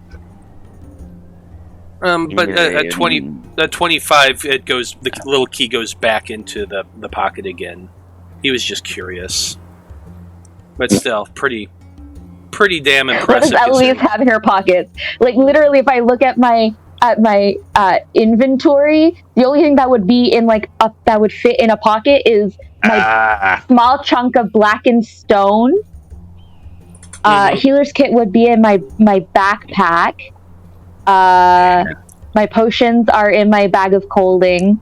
So are my other spell components. So really, it's that small key, the blackened stone, and that's it. Those are the only two things she has in pockets. And that's totally okay. Like it's just he's a thief. If he has the opportunity, he's definitely going to at least see what's there for information purposes. But then he did put it back. Yeah, no, it's totally cool. Eloise doesn't know what that key's to, so... Yeah, that's okay. Eloise doesn't even know why she's still carrying it around, but hey, it's in her pocket. She probably has forgotten that it's there, actually. Probably. Yeah. Well, if you rolled a natural 1 on a perception check, does that mean she needs an eye patch now, too?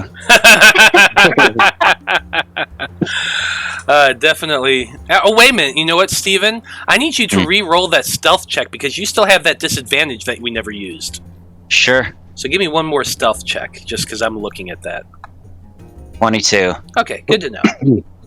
Good to know. Willow's gonna walk up to Shadow when Eloise walks away, and just go up and say, "If anything's to happen to me, you'll know what to do with this," and I'll hand him a letter. Shadows takes it, and he says, "I understand, Willow. Don't worry. I have this planned out fairly well. I think we're going to be just fine." And then she's going to transform into a human male. Okay. You all just watch as her features change to that of a male human. Interesting. I'm like, yep, What? that's Willow. One time she transformed herself into a tiny little thing, a little child size, and she was able to give that big old doe eyes and sniffle and pout the lip a little bit, and she actually managed to make her way into a bank here in Rowena. It was absolutely fascinating. I loved watching her work. Yeah, so did the Rogues Guild. But anyway, does anybody else have any other questions before No. you head out? I just say what's in the bag. I'll figure it out later. What's in the hole? Let's do it. What's in What's the in hole? the box? What's in the box? Yes. Oh, you Let's can. go. You can do that the moment you get out. Yeah, I'll do that. I go up to I'm like- the Go ahead.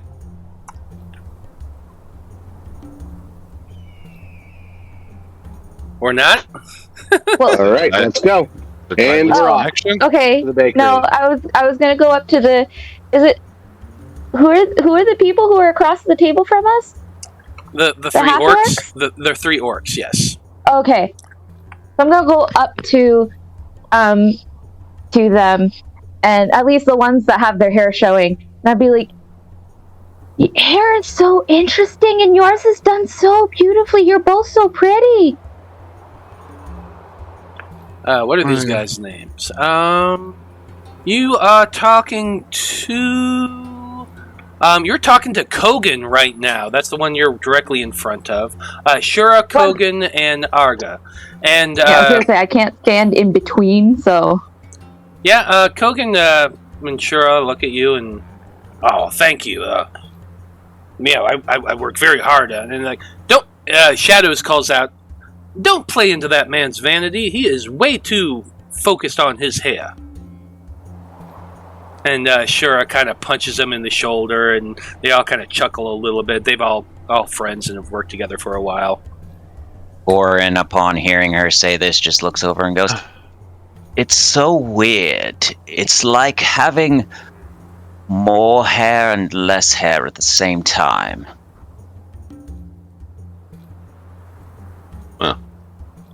But they get What's to like braid it in pretty patterns and get to put ornaments in it, and then she's just gonna go up and like feel Feel her, the the dragonborn scales and fin. And Yeah. horns. Well, okay, so she has like those like lizards that have like the thing that like when they try to intimidate it, like it's a flap that comes up, Yeah, so it has that like thing. the tendrils, and then it has the skin, the web skin in between. The Jesus know. lizards. Yeah, like the dinosaurs with the crest. Yeah, I know what you mean. I know what you're talking about. Okay, anyways, so Eloise kind of has like that going on, but it doesn't have the ability to come up. It's just like she has like these Well, fin. thicker parts that have like that have web underneath it, but it would come up like if it did have the ability to come up, it wouldn't be like a fin this way. It would be more like it would fan, kind of like a peacock tail kind of idea. If you had a belt of dwarven kind, you could at least get a beard. Yeah, Oh, Polly right. got Who one. has one of those? Moving on. Yep, moving on. Well, Shadows does give you the address for the caterer, which let's see, where did I put that? There it is. The caterer is called the Spice of Life Catering, and it's down on Washington Street because I just arbitrarily named streets. As you make your way, it takes about 30 minutes or so of walking the streets of Rowena to get to this point. And as you're walking, it is dark. The city is relatively quiet. As I said, it's about 9:30 in the evening, and you have a bit of an overcast sky, but not so much that the moon isn't showing at least a little bit. Most of the city is in the Colosseum right now, or at least a good portion of it is, cheering on as Grovagar fights a blue dragon. It's a pretty impressive battle, but your group is kind of going in the opposite direction, heading south and east in the city as you make your way from Shadow's safehouse. Eventually, you come to the address that Shadows was given you. It is a single-story structure, wide, much more than tall, of sandstone, painted with white plaster, with a mosaic of two people in robes and a hijab passing food to another one. One is a tiefling, the other is a dwarf, and they're both smiling, big smiles. Obviously promoting food. The streets itself, like I said, relatively quiet, and you all kind of make your way past it and walk along the street. There are a handful of guards in the area. There's a small group of two guards talking to an armored man, possibly a knight, with a big O Shamir style scimitar on his back. There's a handful of people walking as well. There's a halfling woman walking with a tiefling woman down one street that you passed. Another, you see just a figure in a robe that seems to be loitering in a shadow somewhere down another alley. And a few more people just wandering about. A couple tabaxi heading home for the evening. An old dwarf pushing a wheelbarrow. Things of that nature. But you do find yourselves outside the building that is the catering company, Spice of Life. What are you all wanting to do? Vale wants to check what's in the hole immediately. You probably did that like you're a half a block away and you just stopped and said, I gotta check this shit out. As soon as I stepped out of the door. Yeah, that's fair. Unraveling your portable hole, you put your head down into it to look, and with your dark vision, you're able to see 12 bodies wrapped up in wrapped linen. They're humanoid. They seem to be bipedal, 2 arms, 2 legs, a head, all wrapped in linens, almost like 12 mummy lords. Yep, there's 12 mummies in there. Took the fucking bodies from the goddamn church. He didn't actually. He got somebody else wrapped them up. God. He acquired 12 mummies for you. Are they actual mummies, or are they just I mean, they're not undead. They're just corpses that are wrapped in. Yes. So they won't be able to become mummies, or will they? Do you have the ability to turn them into mummies? Not yet, but that's something I would hold on to. Well, think of components, probably. Yeah, so I guess my question would be, are these, no, I guess a mummy lord wouldn't be, it'd be awake and alert. These are just something that I could reanimate into zombies or skeletons, correct? You could definitely reanimate them into zombies or skeletons. I don't know how necromancers work. I've never actually played one, so I'm not. Yeah, this is my first time. I'm not that familiar with what because I know they can create more powerful or undead at higher levels, but I can't tell you honestly. So it'd be a higher level that I would need a higher level spell slot to. I think it's like control undead or something like that. Possibly, it's something to look into. If you have the ability to make a mummy, I suppose this could be made into a mummy. They're just corpses that have been preserved and are wrapped up and probably kind of old. So could you reincarnate them into a zombie or a skeleton right now? Yes, absolutely, you could. Okay, so I'll keep that in the back of my head, and then I'll discuss that with you further in the future of the game if I do not reanimate all 12 of these. There you go. But you got All 12. right, You got 12 corpses that you can use as you want. The ones that were in the portable hole were pretty gooey and disgusting. These have been preserved, so they're not like stinky and not going to be sloughing off matter all over the portable hole. And any chance I'd be able to check if these happen to be armored or not, mummified in their armor? They are not. Okay, it was worth a shot. Don't we still have a bunch of armor? No, he burned them. Yeah, it was in the portable hole when Shadows dumped it all out and I burned it all. Cover our tracks. He left it there for you. He left it for you. He just didn't want to deal with he didn't want all the goo getting all over his wife's body. You know. Yeah, I guess. I mean. Hey Matt, looking around, what are the local I don't want to say pest or vermin of this part of the world, but yeah. No, there's absolutely what are the pest little and critters? vermin. Go ahead and make a perception check for me.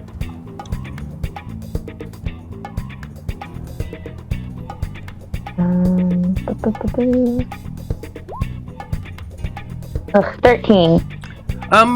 Looking around, you do spy some rats down the alleyway.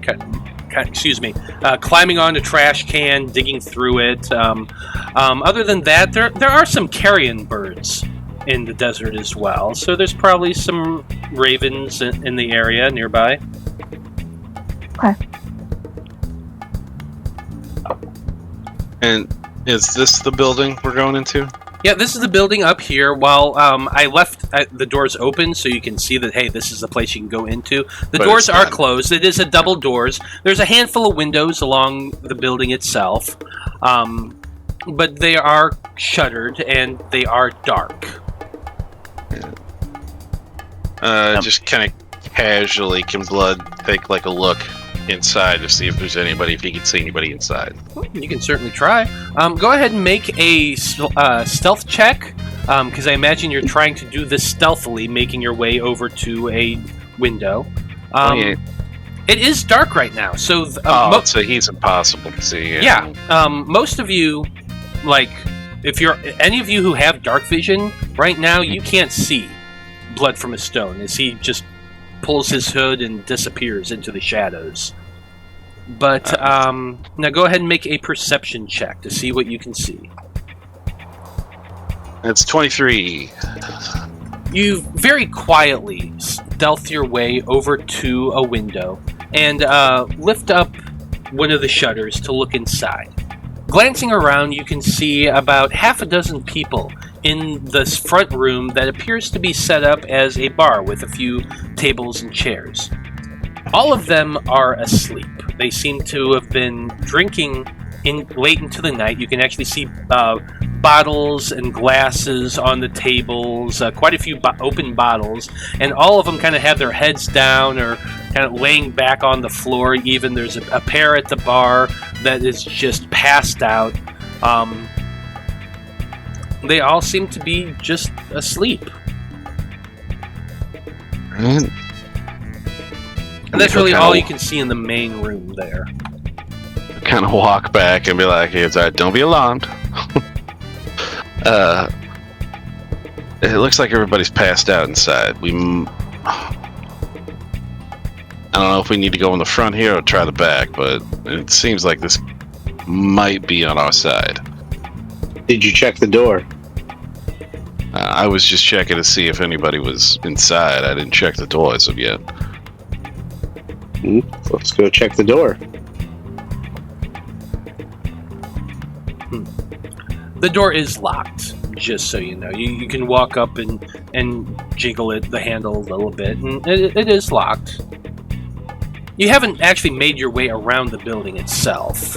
You've just kind of been you walked by it once on the street, then you kind of came back so Blood could look in the window. I'll have Jareth do a perimeter check and just kind of swoop around and tell me what he sees. I'm gonna cast Pass Without a Trace on us.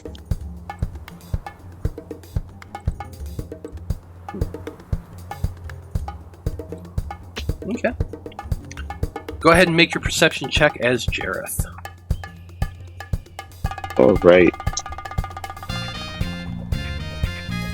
Just give me one moment because I don't know how to use this computer. There we go. Perception.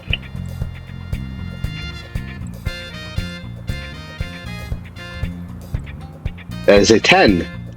10. So, swooping around the building, Jareth can see, like, there's a few windows in the building, which I've actually just put little lines around the building so you can see them, to know where they are. He does also see that there is a door to the back of the building itself, right over here. There are a few people around there. There's actually a pair of patrolling guards who are walking down the street to the northwestern side of the building. There's a pair of tabaxi, a man and a woman who are just walking hand in hand in the back area. But as you circle around, you can still see those things. But that's really about it. Matt. Okay.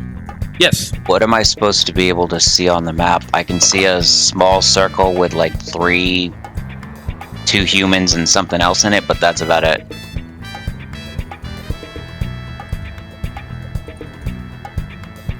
Go to the right more. Go to the drag your map over to the right. Oh, okay. You should be able to see now. I didn't have your dark vision turned on. Gotcha. Thank you. Yeah, you can see a little bit more now. But so you kind of have some decisions on egress. There are several windows around the area. There is a door to the back, and there's the double doors to the front.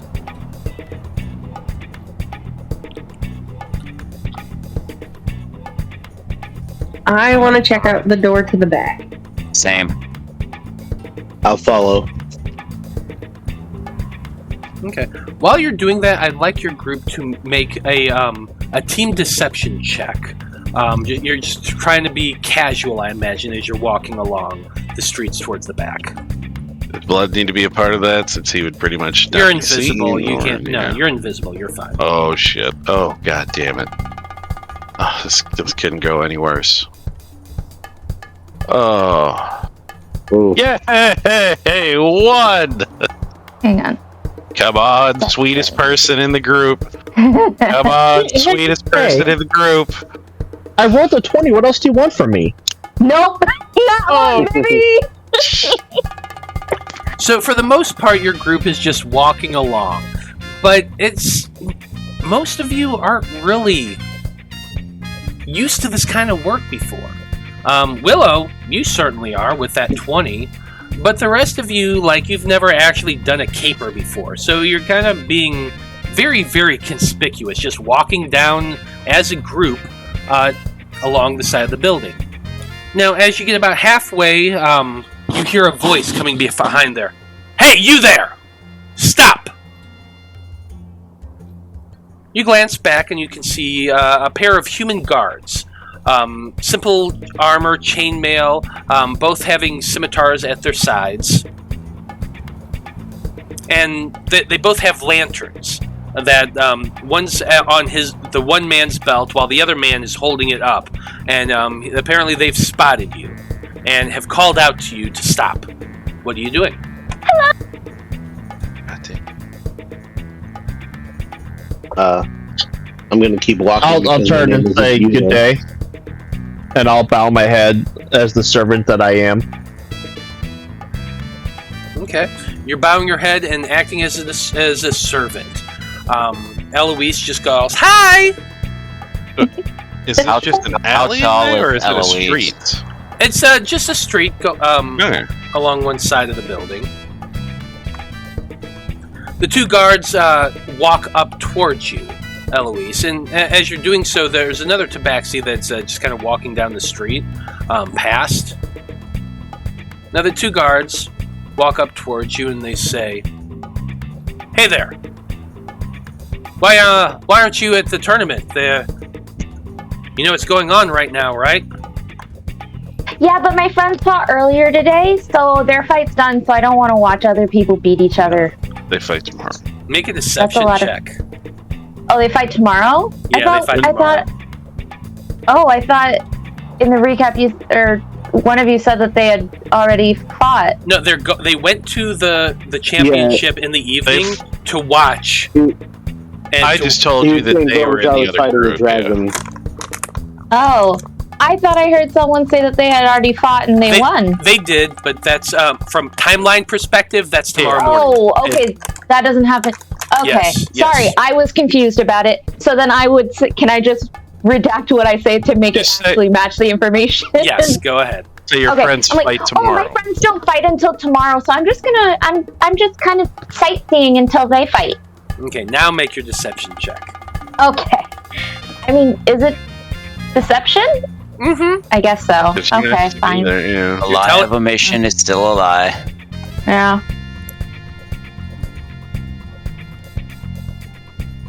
13. 13. Let's see. That's not terrible. That's not terrible, and these are just your basic average guard. Let's see what they got.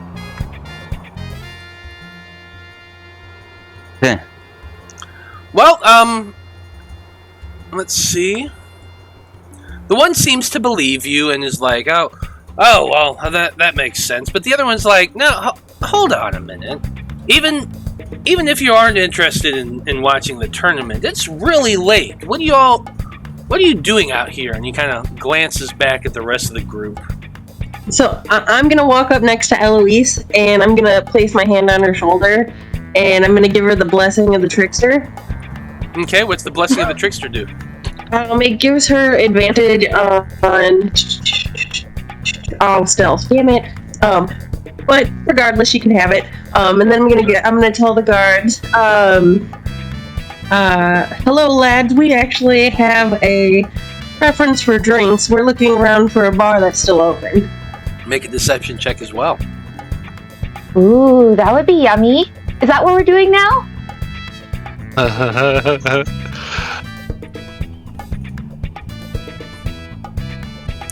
Yeah, the one again is like, oh yeah, that makes sense. They're just out here looking for a place to drink. But then the other guy's like, now wait a minute. This is a catering company. This isn't a bar, and it's not open. It's obviously closed. There are no lights out here, and you're just skulking around the building. I think you all need to come with us. I thought this was the place that Apollyon said had the really good cinnamon rolls. Name dropping Apollyon. Name dropping Apollyon. Yeah, you know what? I'm gonna allow it. Make one more deception with advantage. Great. Okay. Oh Jesus. This is Blood's been let's just think if he's been training you this entire time how to be a liar. Like I imagine, Blood, you're just like hiding somewhere in the back, just completely it's not invisible. Bad, but it's not good either. 14. How are you getting these middle of the road rolls left and right? Yes.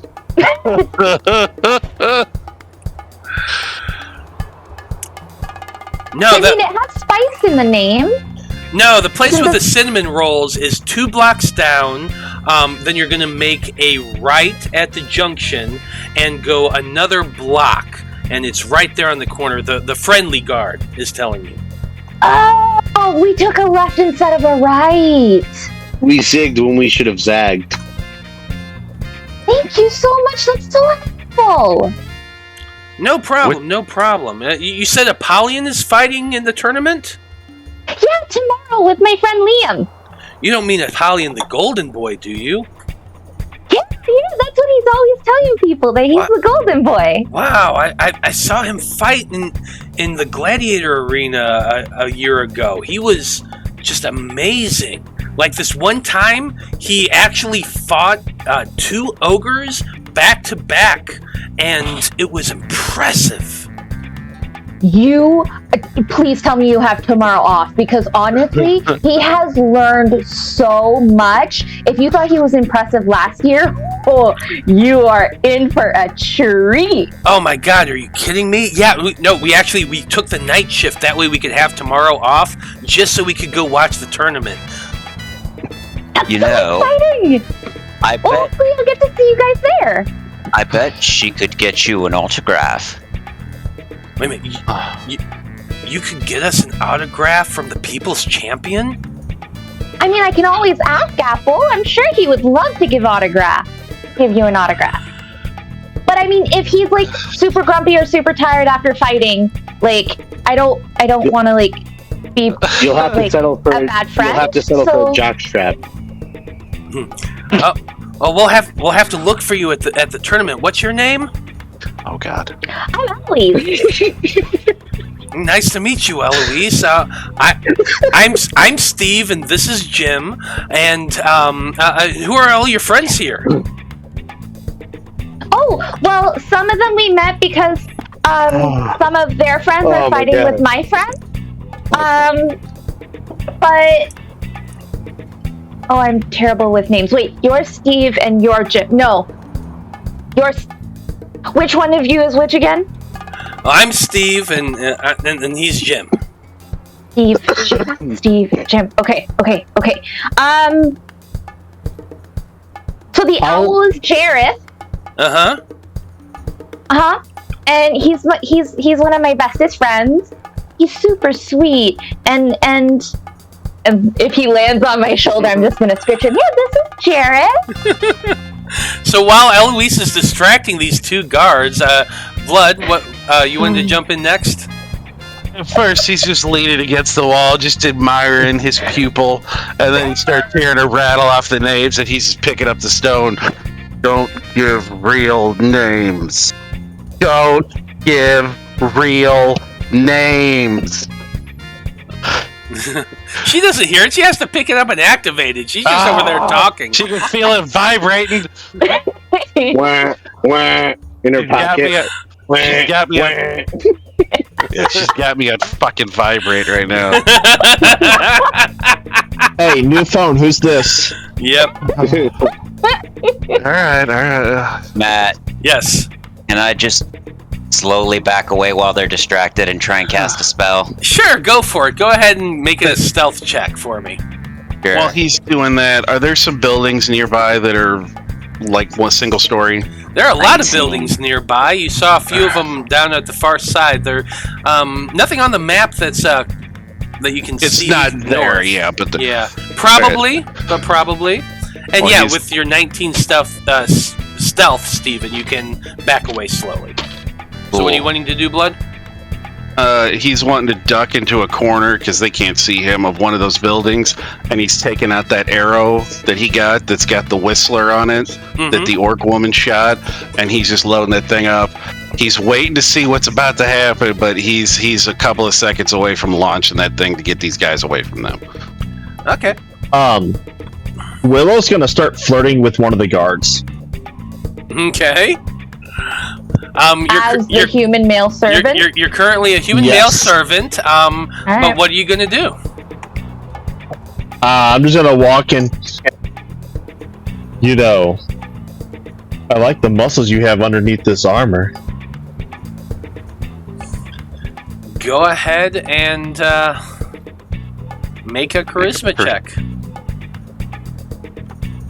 Yeah, he's watching it. That the arrow's about to go in just a few seconds if this goes bad. He sees his fellow rogue walk up to them. Oh, I did a save. It's probably the same thing though. Yeah. So Yeah, 18. Yeah. Okay. Nice. Yeah, with your 18, you kind of come up and you're like, "Hey there," and one of the guards just looks at you and kind of sizes you up and down.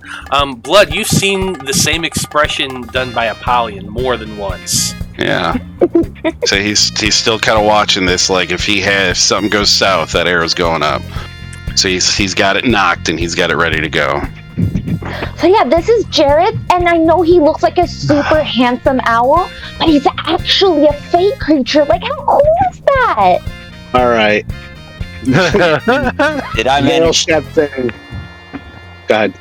I was gonna ask if I managed to get my spell off. Yes, you're able to get back far enough and cast your spell relatively unseen.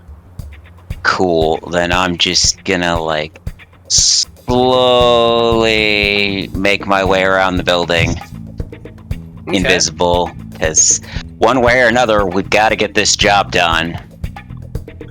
Yeah, they definitely do, and it's not looking too good considering these two guards are just seem to be really comfortable just sitting there and chilling and talking with your group. One of them is sitting there flirting with Willow. Willow's standing there, just giving him the fuck me eyes, and the guy's kind of like running his fingers up along her chest or his chest because he's a guy right now. His chest right now, and that little slow kind of walk up there like, oh well, so what kind of plans do you have this evening? I get off here in a couple hours. Well, why don't you, is there a nice quiet place you can meet me and I could go and get it ready for us? Nice quiet place? Well, the guard barracks is kind of quiet, but I do know of a place. I have a place nearby that we could go to if you want. And the other guy's like, Joe. No. Or Jim. Jim, not Joe. Jim. Come on. We still have a couple hours left in our shift, and Jim's like, no, man, it's fine. It's been quiet. There's nothing to worry about. We've been having a quiet evening. You can keep an eye on things for the last couple hours while Will's gonna walk away the opposite direction of them and just walk away. Well, I guess you lost out then, and try to lead them away from the group. Well, so hold on. You're walking away, but you told him he's missing out. Yeah. Well, no, it's more of I'm trying to get him to follow her or him. You're gonna miss out type. Yeah, I'm trying to get them away from the party. Okay. Tantalizing the one. Yes. Yeah. Go ahead and make honeypot situation. Go ahead and make a persuasion check with advantage because I feel like he's already kind of interested. Maybe he hasn't been laid in a week. 23. Okay. Still watching. I'm gonna try and... He rolled an 18, but that's not enough. So Jim's like, Steve, it's okay. You can keep an eye on our area for the rest of the shift. It's over in a couple hours. Just log my name down. It's fine. And I'm gonna go. And he's following Willow. The gods are looking down on favorite Eloise, and you have advantage on whatever you want to do next. Oh, wow. Okay. But, Willow, you are walking away, and this one of the guards is following you, and seems to be like, yeah, I'm gonna go get a piece of ass. Okay, see you later. Oh, so Literally.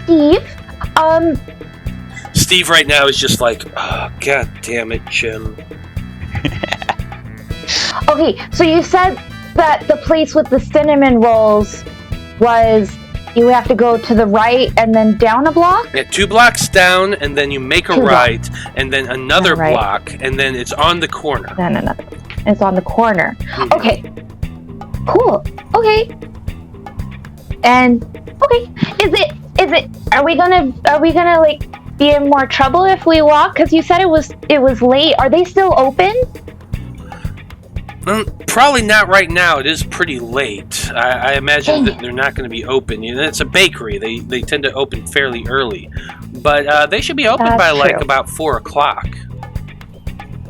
Oh, good. So maybe I can go get some goodies and bring them for Apollyon and Liam before their fight. Sure, absolutely. And while you're there, you can mention that we want to meet them. Of course. Yeah, let me. Anyway, while that's going on, Steven, it looks like you're wanting to go to see if you can pick the lock on the back door. Yes. Yeah, you can go ahead and stealth your way over there. Make a stealth check with advantage. Sure. And then a sleight of hand check to try to pick the door. Okay, stealth. Jeez. Wow. I'm gonna use chrono you shift to reroll that. Okay, go ahead and make you a new stepped roll. outside of my pass without a trace. I can't help you. But I am invisible, so 17. Yeah, 17 in, you are invisible. So yes, you can very quietly, after tweaking time a little bit, make your way around to the back of the building and to the door. Cool. And then thieves' tools is 31, sir. Oh, very easily What is the- you unlock that back door. It was not difficult at all. And you very gently push it open to reveal a very large kitchen. A double-sided kitchen with a big table set up in the middle with plates all along it, as though it's ready to be set up and do catering. Okay. And you said the two things that we needed were uniforms and the paperwork. Correct. And did he have any information on the layout of this building? He did not, or at least he Okay. didn't give you any. Okay, then since I know they're asleep in the front room, I'm just gonna look around the back room to see if there's like a set of stairs or a door to an office. Yeah, I'm just going to tell you without making a perception check, because the map is fairly clear on what's in this room. There is no set of stairs in there. There are a set of double doors right down here with a little window that, as you look through there, you can see that there's a kitchen on the other side. Veil, what's going on with you? Kitchen on the other side. I thought I was in the kitchen. No, a set of double doors with the dining room on the other side. Oh, okay. Sorry. Veil, what's going on? So Veil is casting mislead on himself, obviously, and the real Veil is going to walk back this way with the greater invisibility, and the false Veil will be just saying, as he casts it, he says, "All right, this is the wrong place," and he walks away, and he walks over here past the guards. Okay. Like he's rounding this corner. Okay, Effie, you and Eloise can see that Veil is walking the opposite direction, away from you, towards the main road. The guard just kind of looks at him as they're all going. Willow and the guard, the two of you are already well away down the street. Do the two of you follow? Yeah, I'm gonna look at Effie and be like, well, I guess if it's closed, we might as well just head back to the tavern. Yep, let's go. Okay. Okay. So the two of you start making your way back down, away from the road down to the main street. And as you do so, the guard is kind of following you and walking along next to you, just talking a little bit about Apollyon and how much he enjoys his fighting and yada yada yada. Now, Willow, you said you were leading this guy away in the opposite direction. What are you planning to do? I'm going to, when we get to the area that he's leading me, while we're doing it, I want to actually transform my face again into just some hideous, grotesque, like, scarred up, burned, the ugliest thing I can imagine. And the moment we get to the area, I'm going to turn around and be like, I'm ready, big boy. Oh, Lord. Okay. Go ahead and make a deception check for me.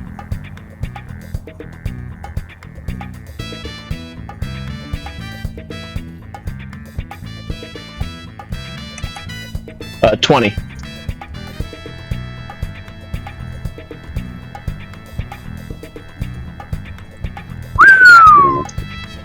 Well, he sees this and he's like, "Whoa! What the hell? What? And he just kind of backpedals a little bit as he sees this horrible, grotesque face on you, Willow, and he's like, "Oh my God! Is that what you actually look like? Ugh!" What are you talking about? Come here and give Sugar a kiss. And he's kind of backing up the entire time. Oh my God! You know what? I think you need to go find your friends. I need to get back to my shift. But what's wrong? No, nothing. I'm sure you have a great personality. I got to get back to work. Oh, he's the person. That's just wrong. That's so cold. That's wow. The moment he starts taking off and he's out of my way, I'm gonna start laughing, just cackling, and go back to my normal male form and find my friends. Absolutely. You can make your way back. You probably walked about 10-15 minutes away. While you're doing that, Blood, you've made your way to the open door that Corin had gone through. Corin. Yes. Other than what you can see in the room right now, that's really kind of it. There are no stairs or trapdoors or anything of that nature. What can I see through the hole in the door, besides the fact that they're asleep? Besides the fact that they're asleep and the big bar, there is a small room right about here that it just kind of juts out. It's hard to tell what's there. There is another door right over here to the east. Okay. I guess I'll take the small door that you mentioned first. And did you say it was dark in this room? Yeah, it's completely pitch black. Okay, perfect.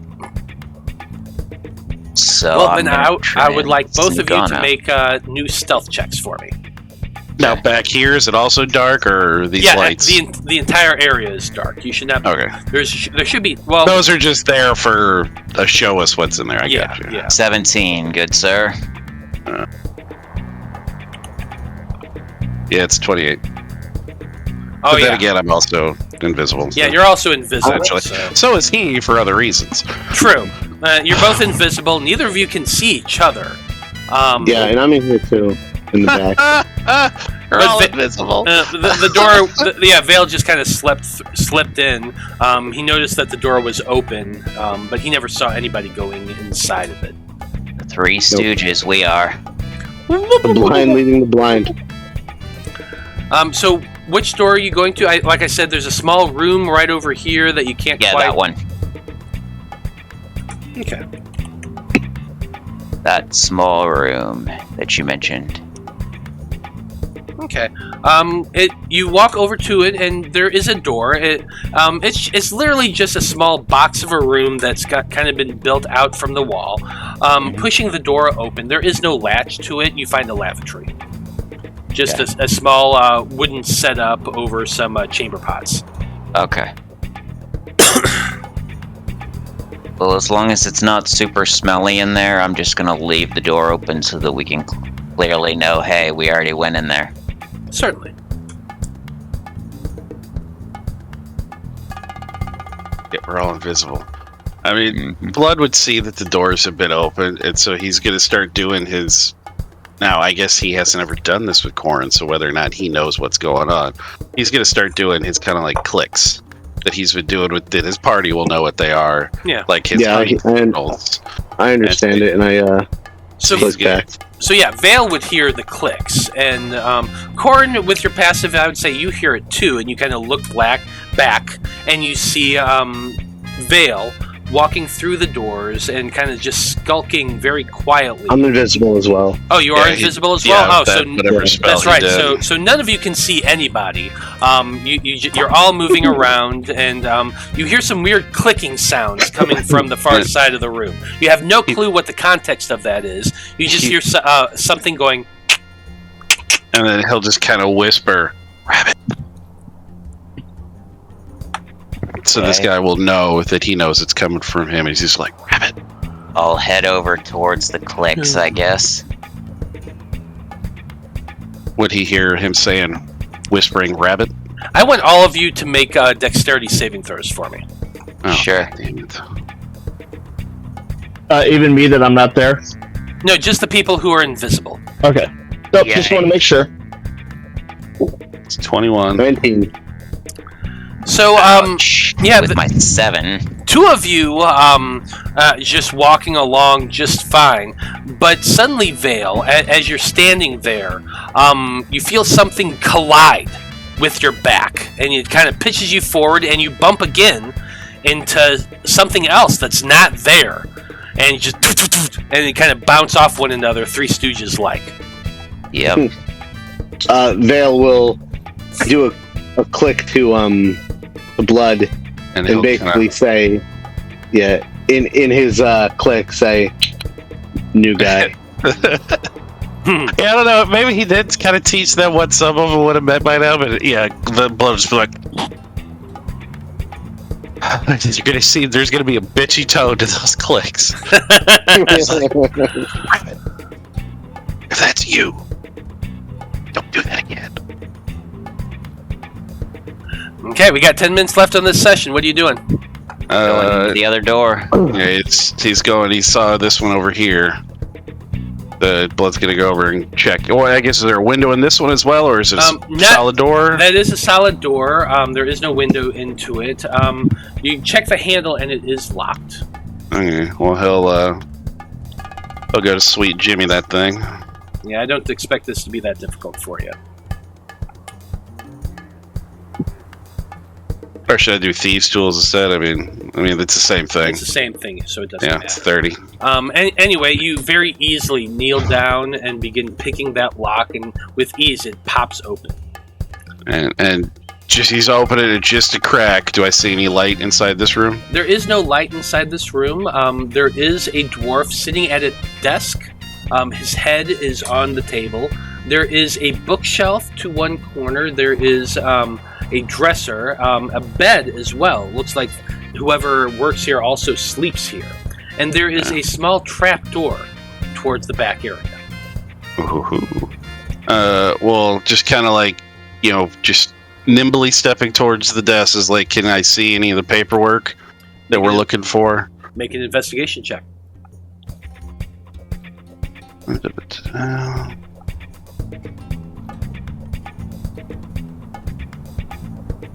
25.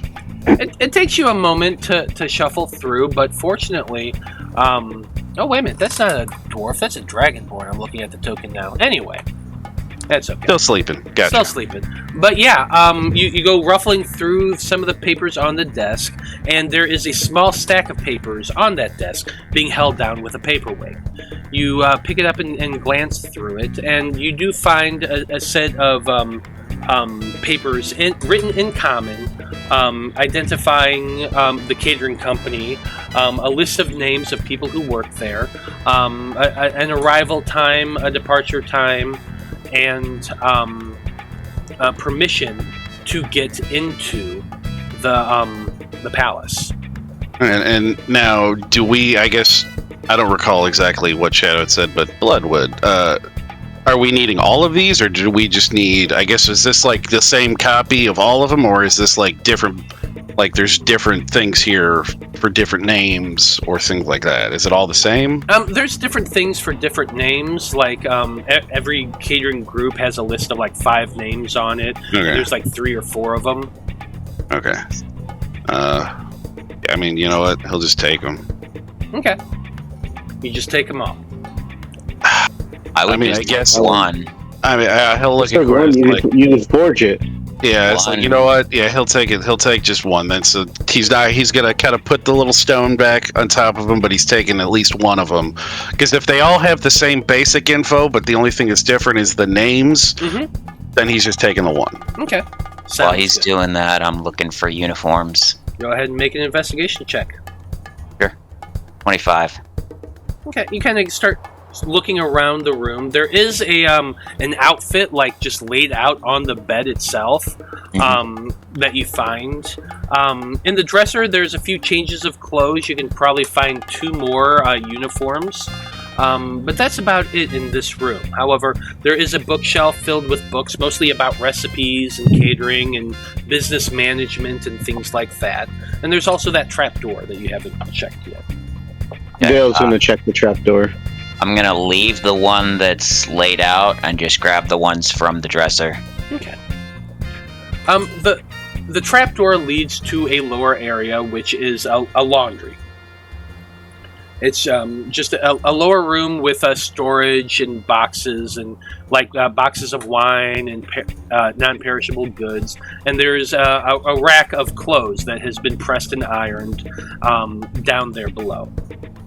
You find probably a dozen or more outfits, and it's not difficult to find ones in your size. Did Veil go down, perfect. or do you want Blood to go? I went down. Okay. Veil's always had good luck with trapdoors. This is true. So I will take. Now you said there's about a dozen of them. Mhm.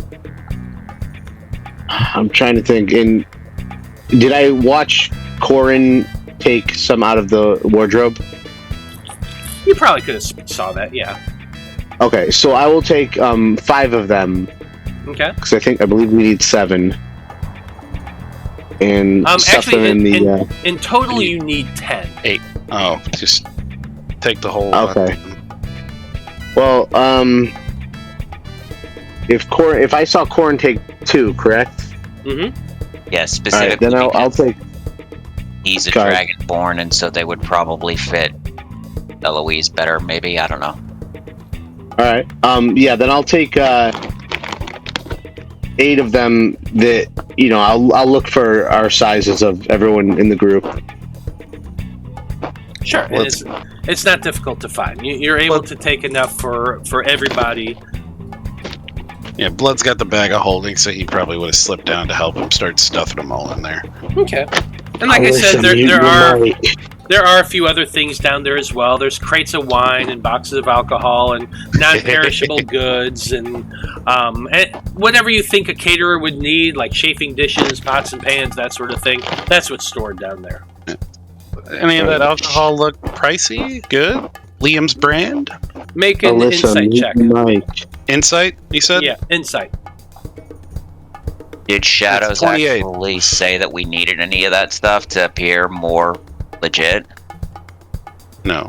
He did not mention it, no. And honestly, most of it is like cheap quality. Like I'm sure you've all been to places that has been catered at one point or not. They don't bring the good hooch. No. They bring they bring the $2 chuck stuff. I'll take your $8 bottle of wine, good sir. He'll stuff a few of them in the bag anyway, just to give them to Liam when he needs something to tide him over, he'll have something. The one of the boxes is called. It has the label "wine drink." It's not wine. It's wine. Wine flavored drink. Yep. You know what? That's what he's taking. He's gonna give Liam that. But I'm gonna put better labels on them. Absolutely, you can forge some better labels. I'm down for this. I could dress it up with some prestidigitation. There we go. Wine flavored substitute product. All right, yeah. We're grabbing that, and we're coming up the hole. So what I want you to do is give me one more perception or stealth check from each of you. As now that you've gotten the items you need to get out of here without waking up the people who are asleep. It's a 15. I got a 20. Wow. It's a 1 and a 3 I rolled. The wizard beat the rogue at stealth. That's true. It's a plus 12. Ooh, 14. They're all drunk and asleep. Yeah, they are all drunk and asleep. I wanted you to beat a 13 to get out. It wasn't meant to be too difficult. Oh my god! And I'm invisible! What the fuck? Yeah, and you're invisible. But Blood probably like bumps his knee against a chair as he's walking out, and you just hear a muttered curse and an annoyance. But your group is able to make it out of the catering with the forge, with the documents that you can forge, and enough outfits for all of you to get into the palace. Enough outfits for our outfit. Yep. Matt, Yes. relocking the doors on our way out. Okay. Give me 2 more stealth or 2 more sleight of hand checks or thieves tools, either one. Beat a 15 and you're good. He can get fuck, I mean... That's the first one. I mean, mine's a plus 17. I guess I can't fucking fail. It's 13 to 34. Well, he said he was 24, doing Still that. probably would have failed. Corin said he was doing that. Okay. Alright, go ahead. I mean, I think he's got like a plus something. Like, I was sitting here wondering, why is blood rolling when I told Corin to do it? I know. It's just... First one's They a look good. 25. Second one's a 29. So while No Blood problem. tried to steal Corin's thunder, Corin just shoves him out of the way and locks the doors himself. And Corin unlocked Blood's lock and then And relocked it himself. Yep, that's exactly what I happened. did beat both of his. Anyway. All right, let's go. Yeah, anyway, with the passive-aggressive kitty mumbling to himself, the rest of your group is able to make it out of the caterer and on your way back to Shadow's hideout. And I think Wait. that's a great place to end things for this evening. Yeah, Steve, I can't wait until you see Apollyon. He's actually been growing in a second set of horns. Oh my my god, God. You're kidding. A second set of horns. Do Minotaurs even do that? I don't know. They're He's the down first there. one I've ever met. Wow, that's... Is he growing a second set of horns? Yeah, he 100% is. Okay. I need to get Bree Yeah, the crystal ones. I need to get Bree to do new character art for Apollyon and Leah. So, just thinking about the sending stone, since she didn't answer the first one, did that actually go through? Yeah, it went through. Okay, I didn't know if that was like if it actually worked or not. No, I mean you use it to cast it, and it casts one. I was just curious, like if she didn't actually pick up the phone, did it like act as if it didn't go through? That's what I was asking. Yeah, but it still just sits there. Like Veil when she can do the sending spell, so we're good. Yeah, when she grabs it. Oh, God damn it. All right, we'll have to find them. Well, anyway, your group, is able to make it back to Shadows without issue. So now tomorrow morning is the heist. You're going to be breaking into the Zaim's throne room and try to get down into the vault. So it should be interesting. And we're going to be doing that next Monday at 7:00. Oh yeah. Well, thank you to everyone who is watching this evening. We very much appreciate you tuning in. Hope you're enjoying the first part of the Heist crossover event. We'll be back next Monday with the 3:00 time slot fighting in the Gladiator Tournament, and the 7:00 continuing on with their Heist mission, trying to break into the Vault of the Zaim. So, on behalf of everyone here in the Heist team, I just want to say thank you all for watching. Have a great evening, and we'll see you next week. And that is awesome, Jeremy. I love beholders. Well, good night, everybody. See you next time. Bye-bye. Bye. I don't think I got laid. Yeah, no, Willow did not get No. laid. You did not. They You did not. It was a good try, at least. Good night, everybody. Damn.